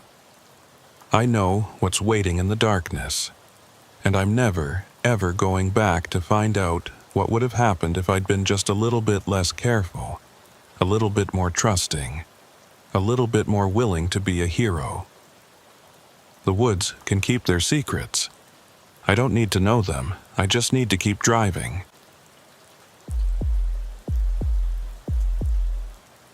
I want to tell you about the rest stop on I-80 westbound, mile marker 412, somewhere in the middle of Nebraska where there's nothing for 100 miles in either direction except cornfields and the occasional grain silo breaking up the horizon. I've driven past it maybe 300 times in the last decade, and I've never stopped there during the day, only ever at night when I absolutely had to, and after what happened last month I'm never stopping there again. Day or night, full bladder or empty tank or whatever emergency I think I might have. I'll piss in a bottle before I pull into that parking lot again. The thing about being a night shift trucker is you develop certain habits, certain routines that keep you sane when you're alone for 12 or 15 hours at a stretch with nothing but your own thoughts and the sound of tires on asphalt. You learn which rest stops are clean and which ones smell like something died in the bathroom 3 weeks ago. You learn which vending machines actually work and which ones will eat your money and give you nothing. You learn which parking spots have the best lighting and which ones sit in shadows where anyone could walk up to your truck without you seeing them coming. You develop a mental map of the highways that's more detailed than any GPS because it's based on experience, on thousands of hours spent driving the same routes over and over until you could do it in your sleep. That rest stop at mile marker 412 has always been on my mental list as acceptable but not ideal. It's small, just a bathroom facility and a couple vending machines, maybe 8 parking spaces for trucks and another dozen for cars. There's a picnic area with some tables that I've never seen anyone use, and a dog walking area that's just a patch of grass with a trash can for the poop bags. The bathrooms are usually relatively clean. The lights work most of the time. And it's positioned at a useful point on the route where you've been driving long enough to need a break, but you're not so close to civilization that you can just push through to a proper truck stop.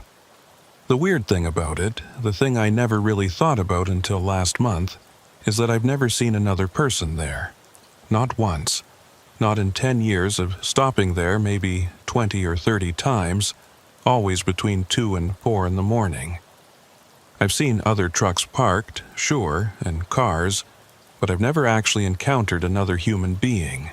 No one in the bathroom when I go in, no one at the vending machines, no one walking their dog or sitting at the picnic tables. The vehicles are there, but the people aren't. Like, everyone arrives and then immediately vanishes into some dimension I can't access. I used to think I was just timing it right, hitting those windows when everyone was either in their vehicles sleeping or had already finished their business and left. But now, I think there was something else going on. Something I should have paid attention to years ago, but I was too focused on my route and my schedule and my own fatigue to really process. Last month I was running a load from Chicago to Salt Lake City. Appliances again. Seems like half my jobs are appliances. I'd left around 8 p.m., figuring I'd drive through the night and arrive mid-morning, unload, grab a hotel room and sleep until evening, then head back. Standard run, nothing unusual. The weather was clear, traffic was light, I was making good time. Around 2:30 in the morning, I was somewhere in Nebraska, that long flat stretch where the highway cuts through an ocean of darkness and agricultural land. I'd been driving for about 6 hours at that point, and I needed to piss like you wouldn't believe. I'd had 3 cups of coffee and 2 energy drinks trying to stay alert, and all that liquid was making its presence known. I could have held it, probably, pushed through to the next major stop about an hour ahead, but I was uncomfortable, and I knew that discomfort would make it harder to concentrate, and I didn't want to risk an accident just because I was too stubborn to take a 5-minute break. So when I saw the sign for the rest area at mile marker 412, I signaled and took the exit. The off-ramp curved away from the highway and down into a little valley.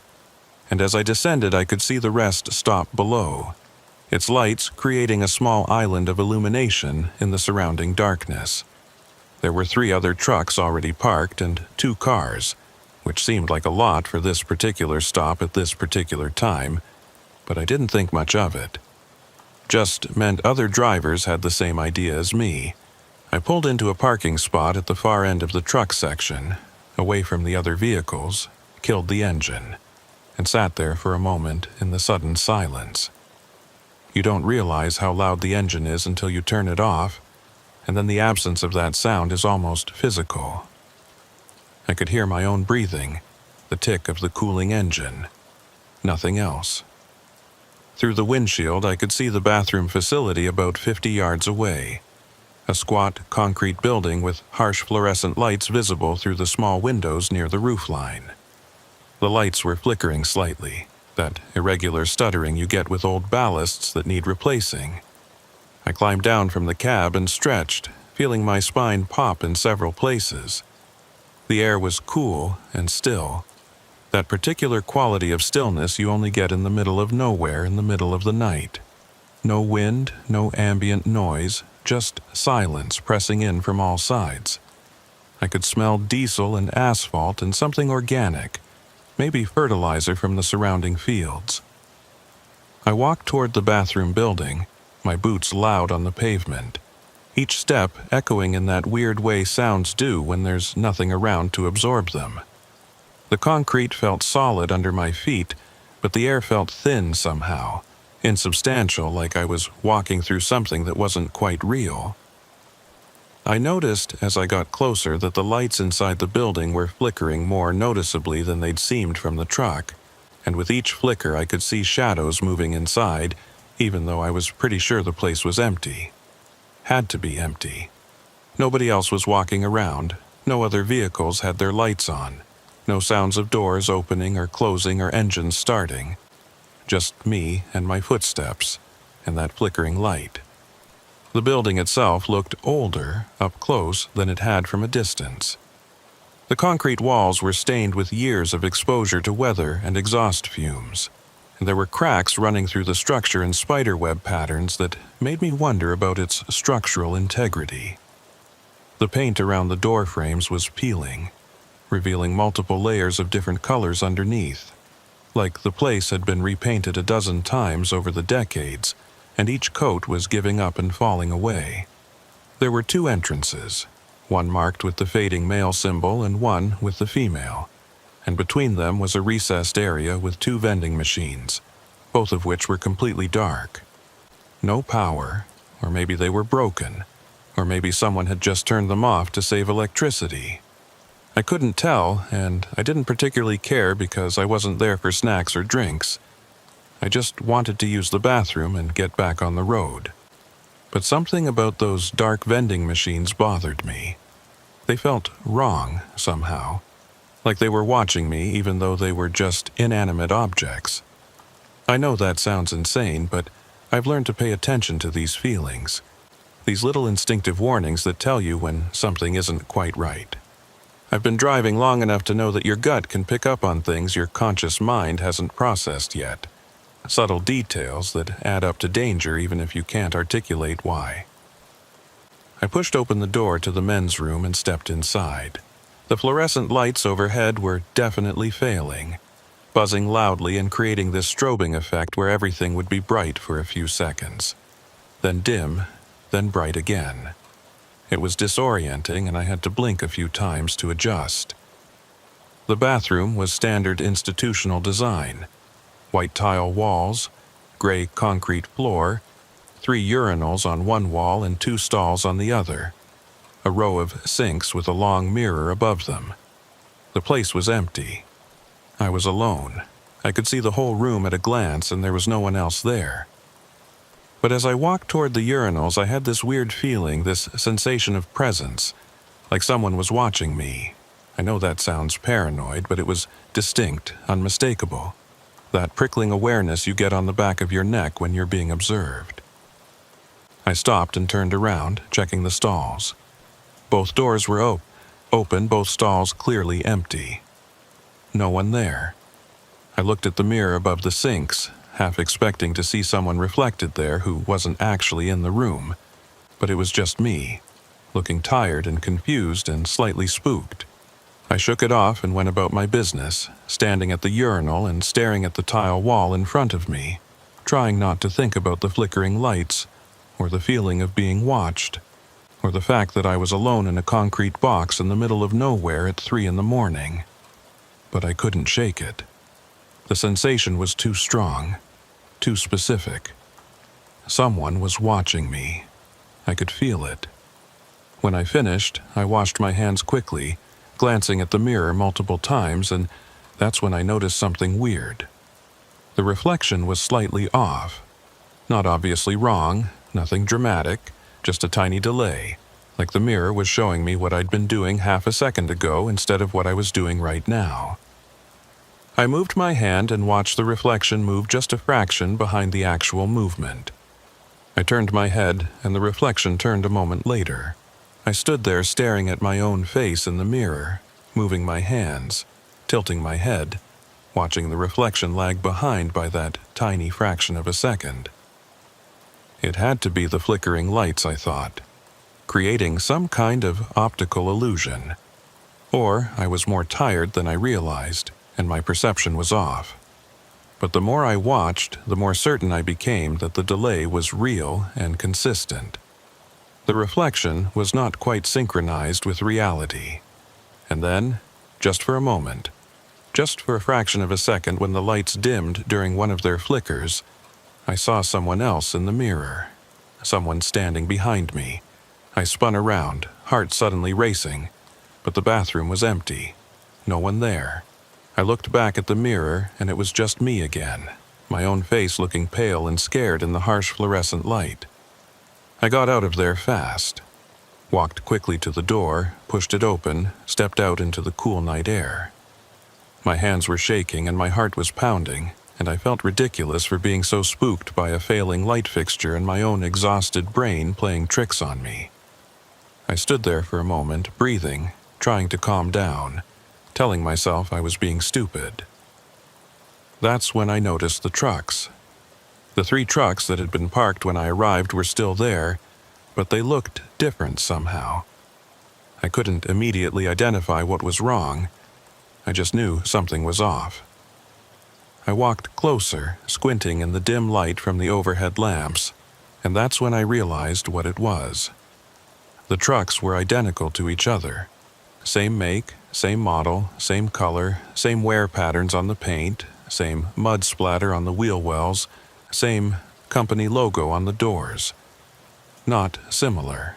Identical, like someone had parked the same truck in 3 different spots, or like I was seeing triple, or like reality had stuttered and duplicated something it should have only rendered once. I walked up to the nearest one and looked at the license plate. Nebraska plates, same number as my own truck.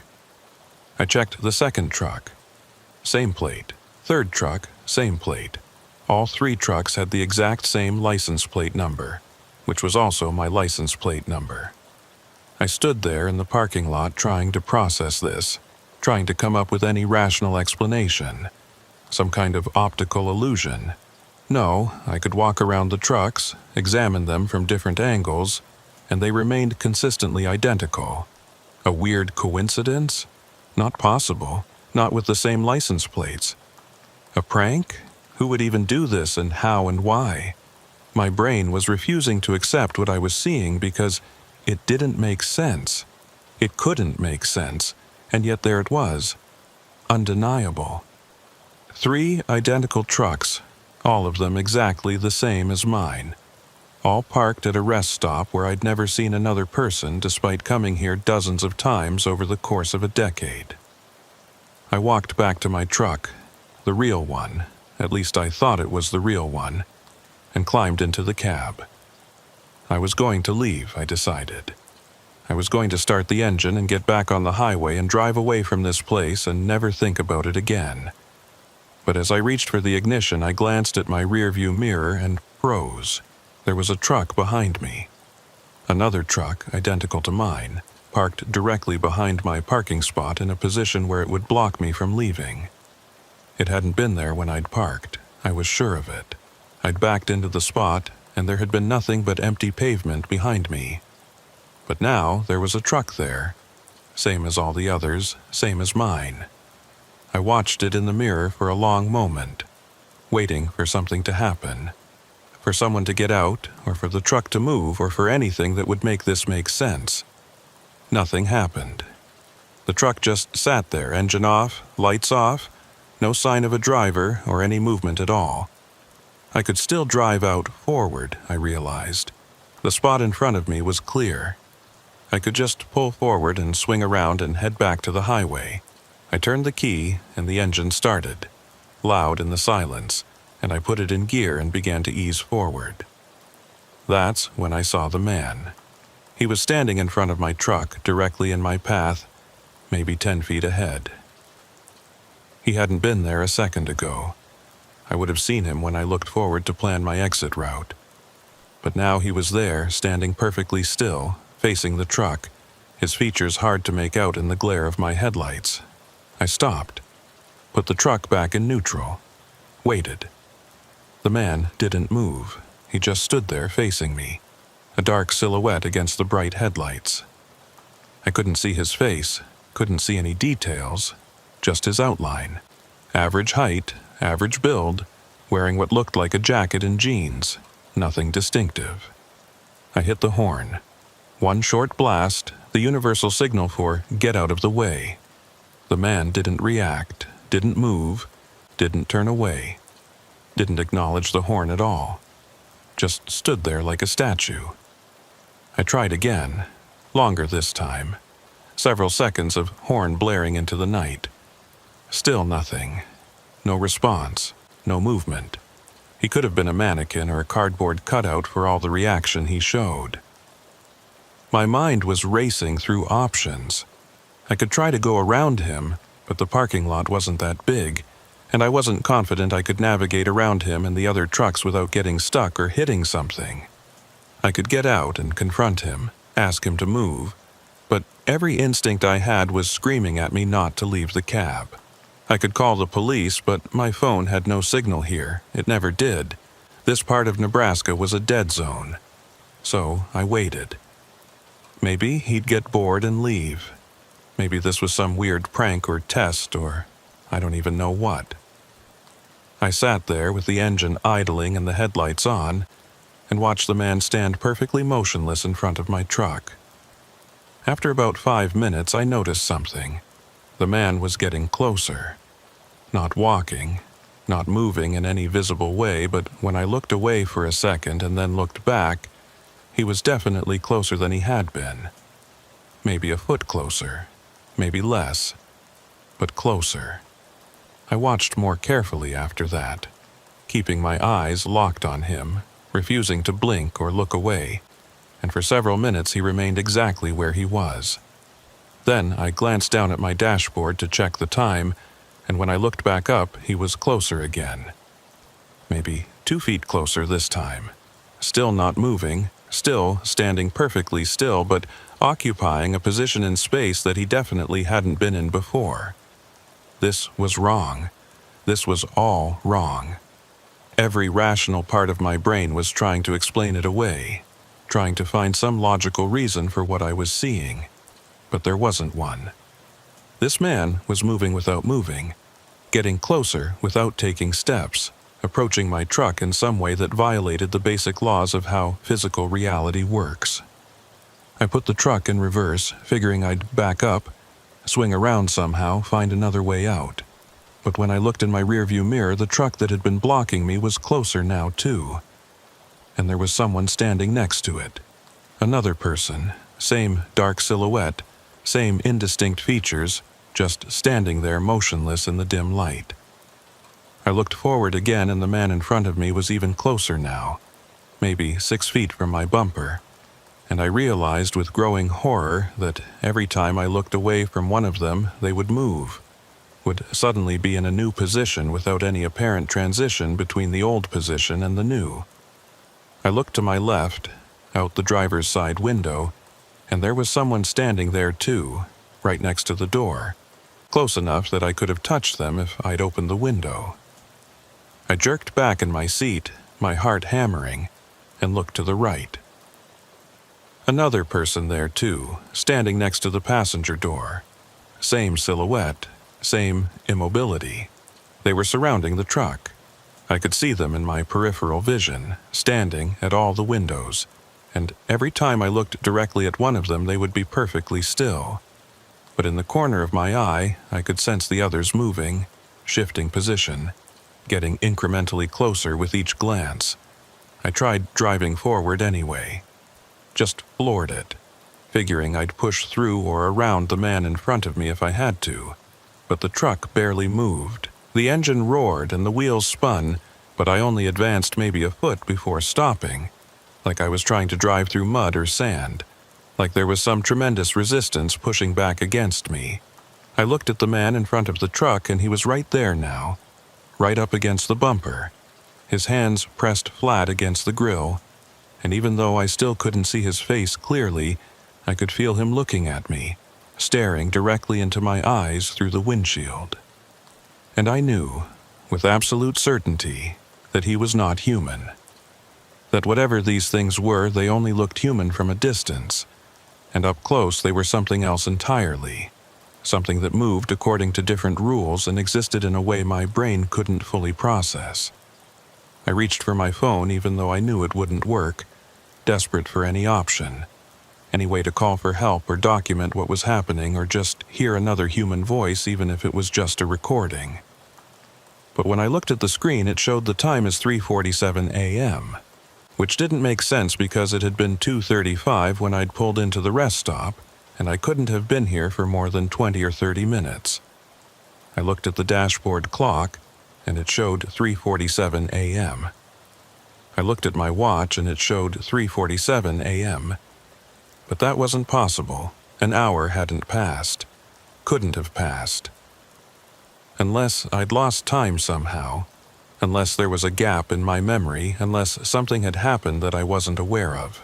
I looked back at the windshield, and there were faces pressed against the glass now. Pale faces with dark eyes and no expression, and they were all staring at me with this intense focus like they were studying me, or waiting for something, or just existing in this moment with me in a way that felt deeply, fundamentally wrong. And then I noticed the mirrors, the side mirrors, the rearview mirror. All of them were showing me different things than what I could see through the windows. The left mirror showed my truck parked in an empty lot with no other vehicles and no people. The right mirror showed dozens of trucks, hundreds maybe, filling the parking lot in impossible configurations, stacked and overlapping in ways that defied physics.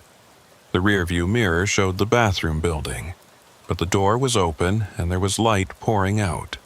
Bright white light, brighter than any fluorescent could produce, and I could see shapes moving in that light.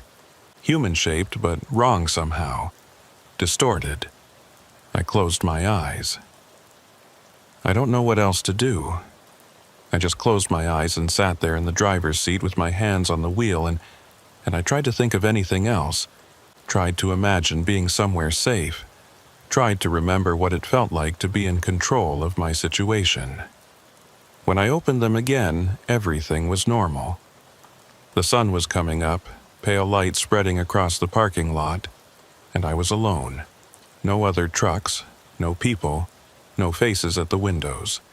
Just me and my truck in an empty rest area with dawn breaking over the Nebraska prairie. I checked the time. 6:14 a.m. More than 3 hours had passed. 3 hours that I couldn't account for. 3 hours of sitting in my truck with my eyes closed while something happened around me that I don't remember and don't want to remember. I started the engine and drove away. Didn't stop to use the bathroom again. Didn't stop to figure out what had happened. Just got back on the highway and drove until I reached Salt Lake City. I made my delivery, checked into a hotel, and slept for 16 hours straight. When I woke up, I checked my phone and found a voicemail from my dispatcher asking where I was, saying I'd missed my delivery window by 4 hours and asking if everything was okay. But that didn't make sense because I'd arrived on time. I was sure of it.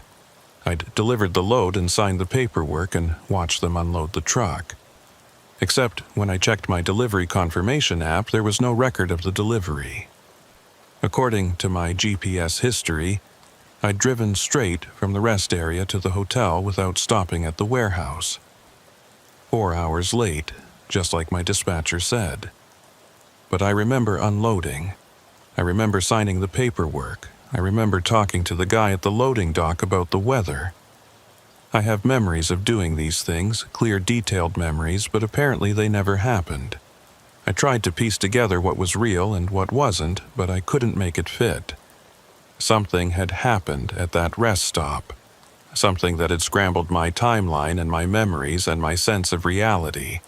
Something that had taken 3 hours of my life and replaced them with false memories and confusion. I never told anyone about it. How could I? What would I even say? That I stopped at a rest area and lost time and saw impossible things, and now I'm not sure what actually happened. They'd think I fell asleep at the wheel and dreamed the whole thing, or that I had some kind of breakdown, or that I was using drugs. And maybe they'd be right. Maybe it was all just exhaustion and hallucination and my brain misfiring from too many nights with too little sleep.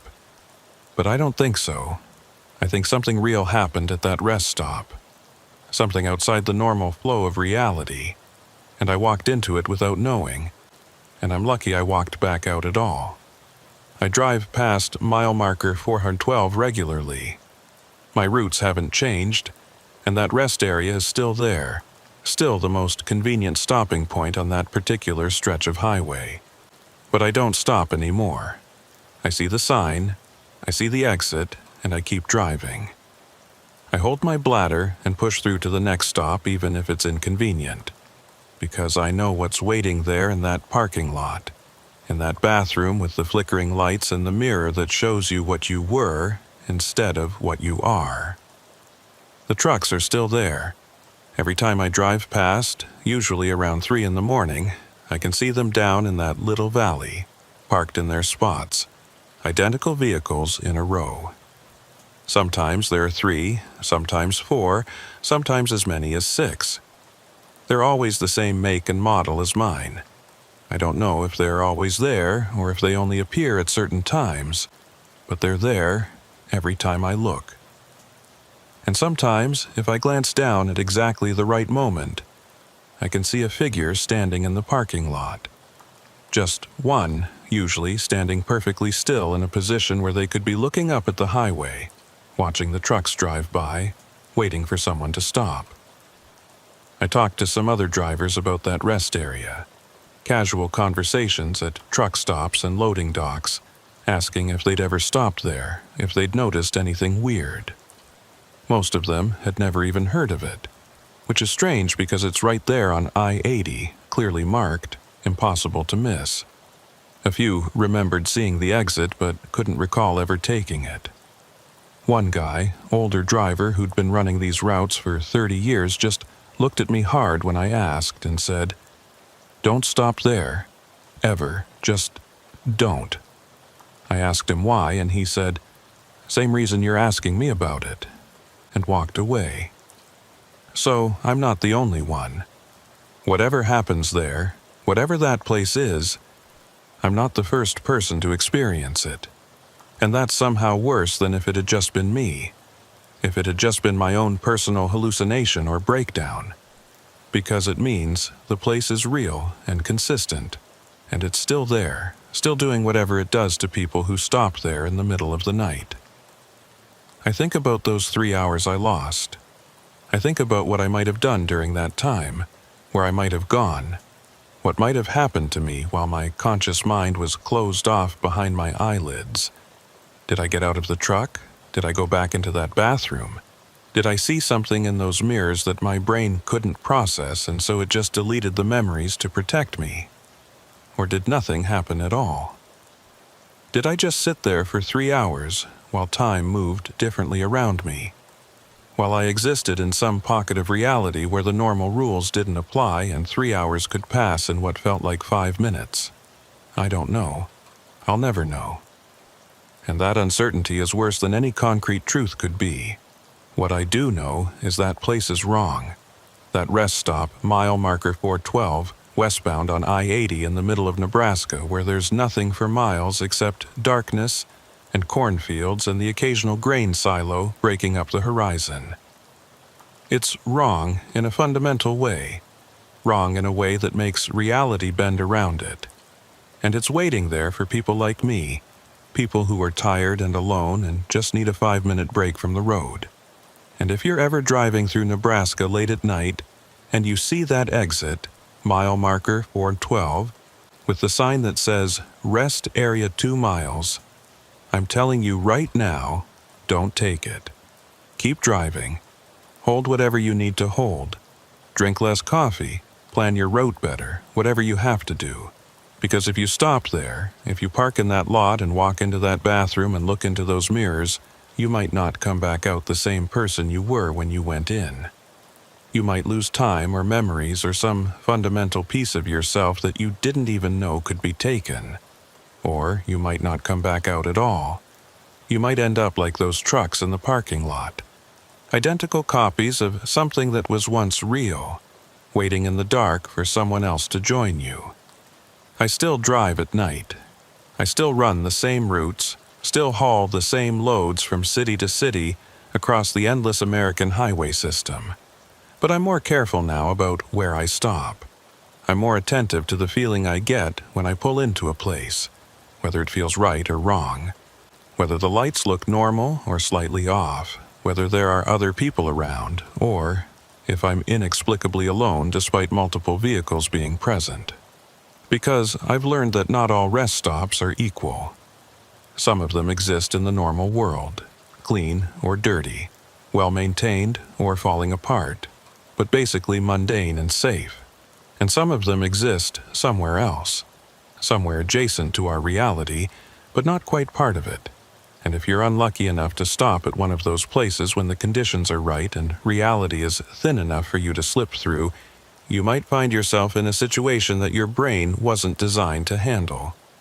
That's what happened to me at mile marker 412. I slipped through somehow, ended up in a version of that rest stop that wasn't quite real, and I spent 3 hours there that I can't remember in a situation my conscious mind refused to process. And I'm lucky, incredibly lucky, that I made it back. That when I opened my eyes, the sun was coming up, and I was alone and I could just drive away and pretend it never happened. But it did happen. And it's still happening, probably to other drivers who stop there without knowing what they're walking into.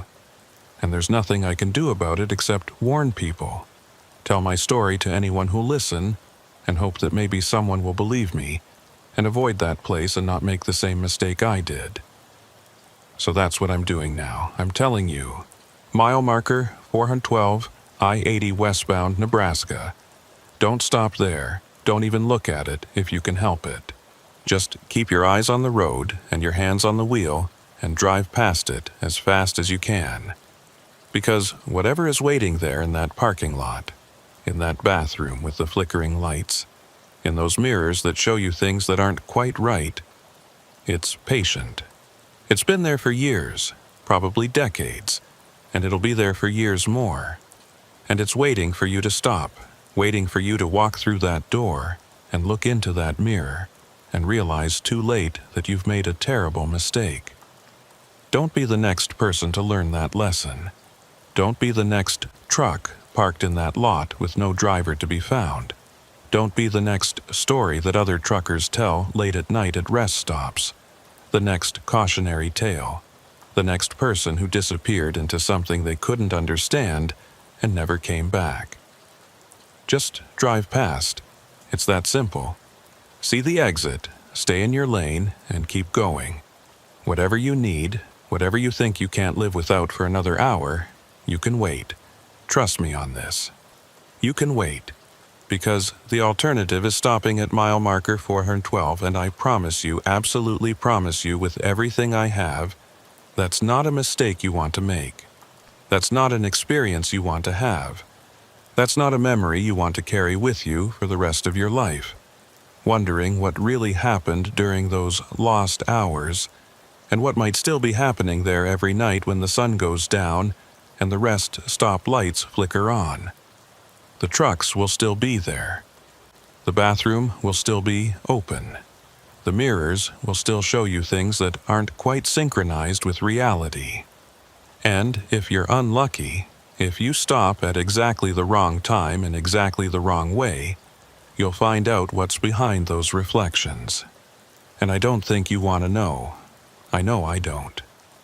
I never did figure out what those faces were, or what they wanted, or why they surrounded my truck in that parking lot.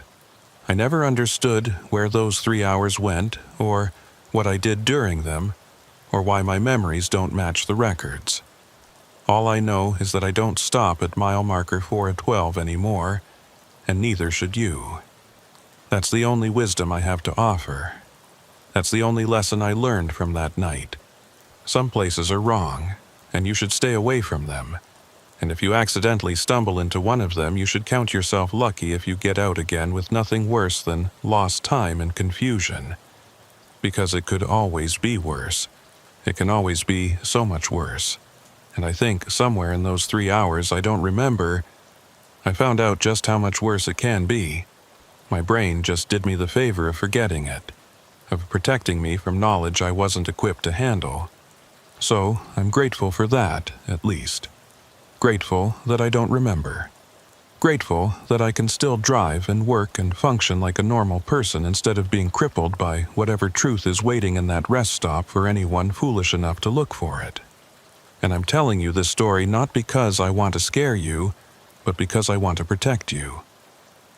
Because if even one person reads this and decides not to stop at mile marker 412, then maybe I've saved them from making my mistake. Maybe I've kept them from losing 3 hours they'll never get back, from seeing things in mirrors that don't make sense, from being surrounded by figures that move when you're not looking. That's worth it, I think. Worth sharing my story. Worth risking people thinking I'm crazy or lying or making it all up for attention. Because I know it's real, and I know it's still out there. And I know someone else is going to stop there eventually if they haven't already. And when they do, when they walk into that bathroom and see their reflection lag behind their movements and notice someone standing behind them who isn't actually there, maybe they'll remember this story. Maybe they'll remember that someone else experienced something similar and survived. Maybe that will give them the courage or the clarity or whatever they need to get out before it's too late. Or maybe they won't remember. Maybe they'll lose 3 hours just like I did, and they'll drive away confused and shaken and unable to explain what happened. And maybe years from now they'll be telling someone else about the weird rest stop on I-80, where they lost time and saw impossible things, and the cycle will continue. But at least I tried. At least I warned people. At least I said, as clearly as I could, that mile marker 412 is wrong, and you should stay away from it. That's all I can do. The rest is up to you. Just promise me one thing. If you're ever driving through Nebraska late at night, and you see that exit, mile marker 412, rest area 2 miles, promise me you'll keep driving. Promise me you won't make the same mistake I did. Promise me you'll stay on the highway and find another place to stop, even if it's inconvenient, even if you really need a bathroom or a break or just a moment to stretch your legs. Promise me you won't stop at mile marker 412. Because I can't save you if you do, and I can't protect you from what's waiting there. And I can't bring back the time you'll lose or the memories you'll gain, or the version of yourself that will walk away from that place changed in ways you won't understand until it's far too late. Just keep driving. That's all. Just keep driving, and maybe you'll make it through Nebraska without losing anything you can't afford to lose. Maybe you'll reach your destination on time with all your memories intact and no gaps in your timeline that you can't explain. Maybe you'll be luckier than I was. I hope you are, I really do, because nobody should have to experience what I experienced at that rest stop, and nobody should have to carry the weight of those lost hours and that uncertainty and that persistent feeling that something happened that was so wrong, so fundamentally incompatible with normal reality, that your own brain had to erase it just to let you keep functioning. That's my story. That's my warning. Mile marker 412, I-80 westbound Nebraska. It's still there, it's still wrong, and it's still waiting for the next person to stop. Don't let that person be you.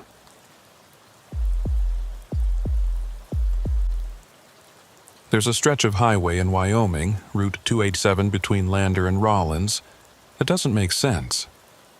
I spent 11 hours driving the same 30-mile stretch over and over again last winter, and I'm still not sure how I got out or if I actually got out at all.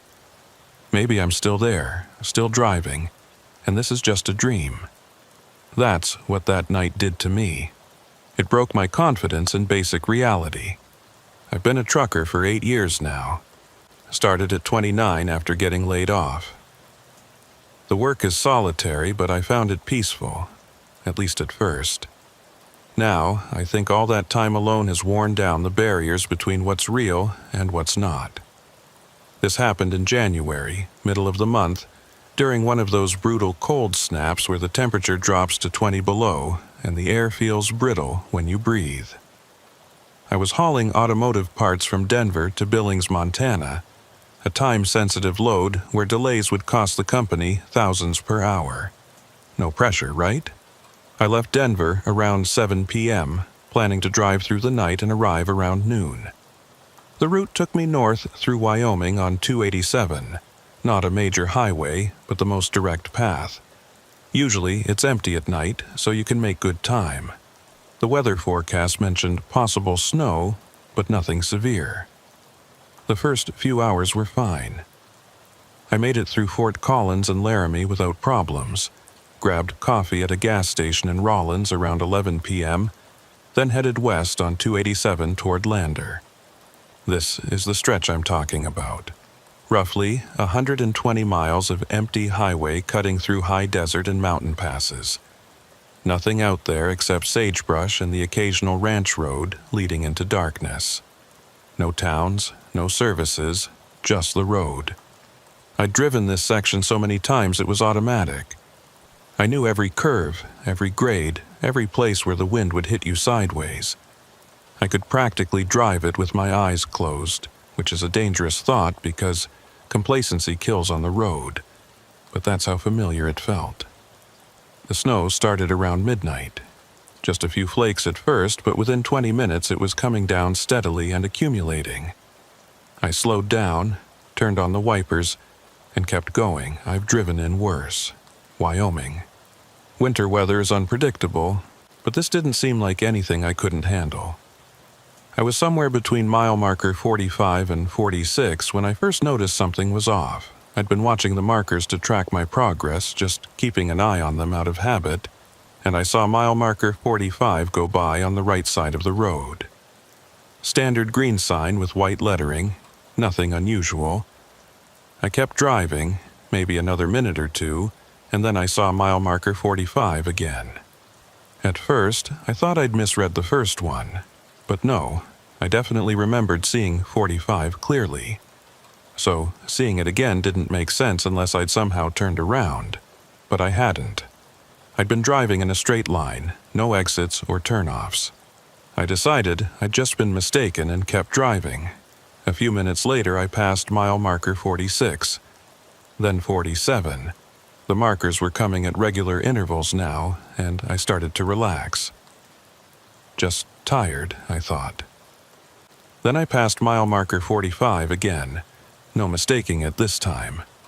I slowed down as I approached it, really looked at it clearly, confirmed that, yes, it definitely said 45, which meant I'd gone from 47 back to 45 somehow, which meant something fundamentally impossible was happening. I pulled over onto the shoulder and put the truck in park and just sat there for a minute trying to think. The snow was coming down heavier now, thick, wet flakes that stuck to the windshield, and the wipers were working overtime to keep it clear. I couldn't see much beyond the immediate reach of my headlights, just swirling white and the dark shapes of hills in the distance. No other vehicles, no lights from buildings or towns, nothing that would help me orient myself. I pulled out my phone to check the GPS, figuring that would at least tell me where I was and whether I'd somehow gotten turned around. But the GPS showed me exactly where I expected to be, on Route 287 between Rollins and Lander, making steady progress north. According to the GPS, I was near mile marker 53, which didn't match what I'd just seen at all. The GPS said 53, the physical marker said 45, and I had no idea which one to trust. I considered calling my dispatcher, but it was the middle of the night, and I didn't want to wake him up with what might just be my own confusion. So I decided to keep going and pay closer attention. I pulled back onto the highway and continued north. The snow was really coming down now, reducing visibility to maybe 50 feet. I watched carefully for the next marker. There it was, mile marker 46. Okay, I thought, that makes sense. 45, then 46, progressing normally, then 47, then 48. All coming at reasonable intervals, all in the right order. I started to relax. Whatever weirdness I'd experienced was over. Then mile marker 45 appeared again, and I knew, with absolute certainty, that something was very wrong. I had definitely passed 45, then 46, 47, and 48, and now I was back at 45 again. I was looping, somehow, caught in some kind of spatial anomaly where the road kept folding back on itself. I pulled over again, this time more urgently, feeling the first real stirrings of panic in my chest. I checked the GPS and it showed me near mile marker 59 now, still progressing north as if everything was normal. But the physical markers were telling a different story. I was stuck at mile marker 45 and couldn't get past it no matter how far I drove. I sat there with the engine idling and tried to think logically. Roads don't loop on themselves unless they're designed that way, and this was a straight highway. Mile markers don't repeat unless there's been an error in placement. This wasn't possible unless I was hallucinating or the fundamental structure of reality was breaking down in this location. I decided to turn around and head back, take a different route. Forget the tight schedule. I just wanted to get out of this stretch of highway and find somewhere that made sense again. I turned around and headed south. The snow seemed even heavier going this direction, or maybe I was just more anxious. I watched the mile markers carefully as I passed them. 45, 44, 43, 42. Going backwards now, which was right, which meant I was heading away from whatever strangeness I'd encountered. I drove for maybe 20 minutes, passing marker after marker in descending order, starting to feel a sense of relief. Then I saw a marker that said 45 again, and I realized with horror that I was back where I'd started, that somehow going south had eventually brought me back to mile marker 45, that I was trapped in this loop no matter which direction I drove. I pulled over yet again, and this time I got out of the truck. I needed to see the marker up close, confirm with my own eyes that it really said what I thought it said.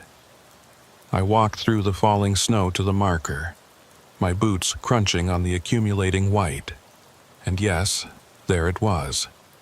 Mile marker 45, solid and real and undeniable. I looked north along the highway and saw nothing but snow and darkness and the faint glow of my truck's headlights. I looked south and saw the same thing. No other lights, no other vehicles, no landmarks I could use to orient myself. just the highway stretching in both directions through the storm. I got back in the truck and tried calling my dispatcher.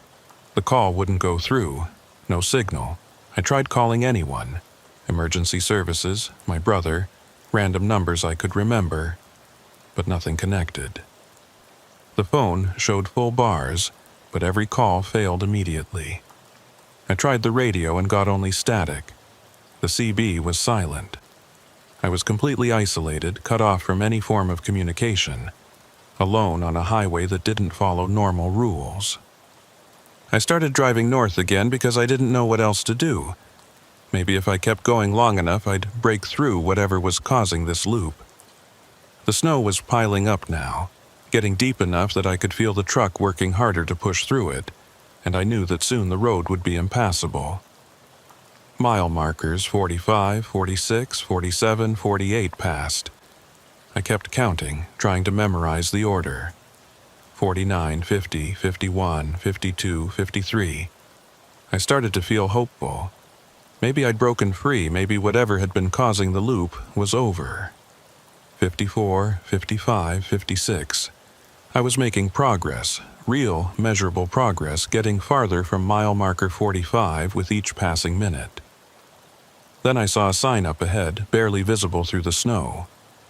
A green highway sign. As I got closer, I could make out the text. Lander, 45 miles. Which didn't make sense because I'd been driving for over an hour, and I should be much closer to Lander than that. Unless I hadn't actually been making progress, unless those mile markers I'd been passing weren't real or weren't in the right locations. I kept driving, now completely disoriented, having no idea how far I'd actually come or where I actually was. The GPS still showed me progressing north, but I didn't trust it anymore. The mile markers said one thing, the GPS said another, and my sense of distance and time was completely scrambled. Mile marker 45 appeared again. I didn't even pull over this time. I just kept driving, numb now, accepting that I was stuck in this loop and there was nothing I could do about it. 46, 47, 48. The same sequence I'd driven a dozen times already. How many times had I passed mile marker 45? 20? 30? I'd lost count. The snow was getting worse. Visibility was down to maybe 20 feet now, and the road was covered in several inches of white that made it hard to tell where the pavement ended and the shoulder began. I was going barely 20 miles per hour, fighting to keep the truck on the road, genuinely worried about getting stuck or sliding off into a ditch. That's when I saw the other truck. It appeared suddenly in my headlights, parked on the shoulder facing the wrong direction, its hazard lights blinking weakly through the snow. I slowed down as I approached it, feeling a surge of relief because this meant I wasn't alone anymore. There was another driver out here who might be able to help me. As I got closer, I could make out more details. It was a semi, same type as mine, same color scheme, same company logo on the door. Actually, it looked exactly like mine. Same model, same year by the look of it. Same wear patterns on the paint, same mud flaps. I pulled up next to it and stopped, my heart starting to race because I knew what this meant. I was looking at my own truck. Somehow, impossibly, my truck was parked on the side of the road ahead of me, which meant I was in two places at once, or time was looping in addition to space, and I'd somehow caught up to a previous version of myself. I sat there staring at the other truck, my truck, watching its hazard lights blink. This was impossible. But it was happening. It was right there in front of me, undeniable. I thought about getting out and looking inside, seeing if there was someone in the cab, seeing if that someone was me. But I couldn't make myself do it. If I looked and saw myself sitting there, staring back at me through the window, what would that mean? Would both versions of me be real? Would one of us disappear? I didn't want to find out. So I drove past it, accelerated away from my own parked truck, and kept going north through the snow and the darkness and the repeating mile markers. 45, 6, 47, 48, over and over. I'd been driving for hours now, maybe 11 or 12 based on what my clock said, though I wasn't sure I could trust the clock anymore. Time felt wrong here, stretched and compressed and looping back on itself just like the space was. I started seeing more trucks that looked like mine, parked at odd angles on the shoulder or in the middle of the road or facing the wrong direction. Some had their lights on, some were dark. I drove past all of them without stopping. I didn't want to know who or what was in those trucks. I didn't want to see another version of myself, or worse, something wearing my face that wasn't quite me. Mile markers kept repeating. 45, 46, 47, 48 over and over. I tried everything, driving with eyes closed, stopping for an hour, even attempting to go off-road. Nothing worked. I always ended up back at mile marker 45. Then the snow stopped. Dawn broke. I could finally see clearly. I was on Route 287. Everything looked normal. The mile markers were in the right order now. I was near marker 75, well past where I'd been stuck. I checked my fuel gauge, 3/4 full, but I should have burned through most of a tank during those 11 hours. My clock showed 5:47 a.m. Only 8 hours had passed since Rollins, which was correct for the distance, but felt wrong because I knew I'd been stuck for 11 hours. My GPS history showed I'd driven straight through without stopping. No record of those 11 hours existed. According to every objective measure, they hadn't happened. But I remember them. I remember seeing mile marker 45 dozens of times, seeing my own truck ahead of me. Those memories are real. So what happened? Did I drive through some spatial anomaly? Did 11 hours pass in just minutes? Or are these memories false, created by exhaustion? I don't know. I made my delivery on time. No one noticed anything wrong. Only I remember the loop. I still drive Route 287, but never at night, never in snow. I watch the mile markers carefully. So far, the highway has behaved normally. But I know that stretch between markers 45 and 75 is wrong, that there's a trap waiting for drivers who pass through at the wrong time. When you break free, if you break free, no one will believe you. Your GPS will show a normal route. Your fuel gauge, normal consumption. The only proof will be your memories, and those aren't enough to convince anyone. So I'm telling you. If you're driving Route 287 in Wyoming between Lander and Rollins, watch the mile markers. If you see the same marker twice, turn around immediately. Don't try to push through. Because I don't know if you'll get out. I don't know if I really got out, or if I'm still there, still driving past mile marker 45 while thinking I've moved on. That's what that night did to me. It broke my certainty about what's real.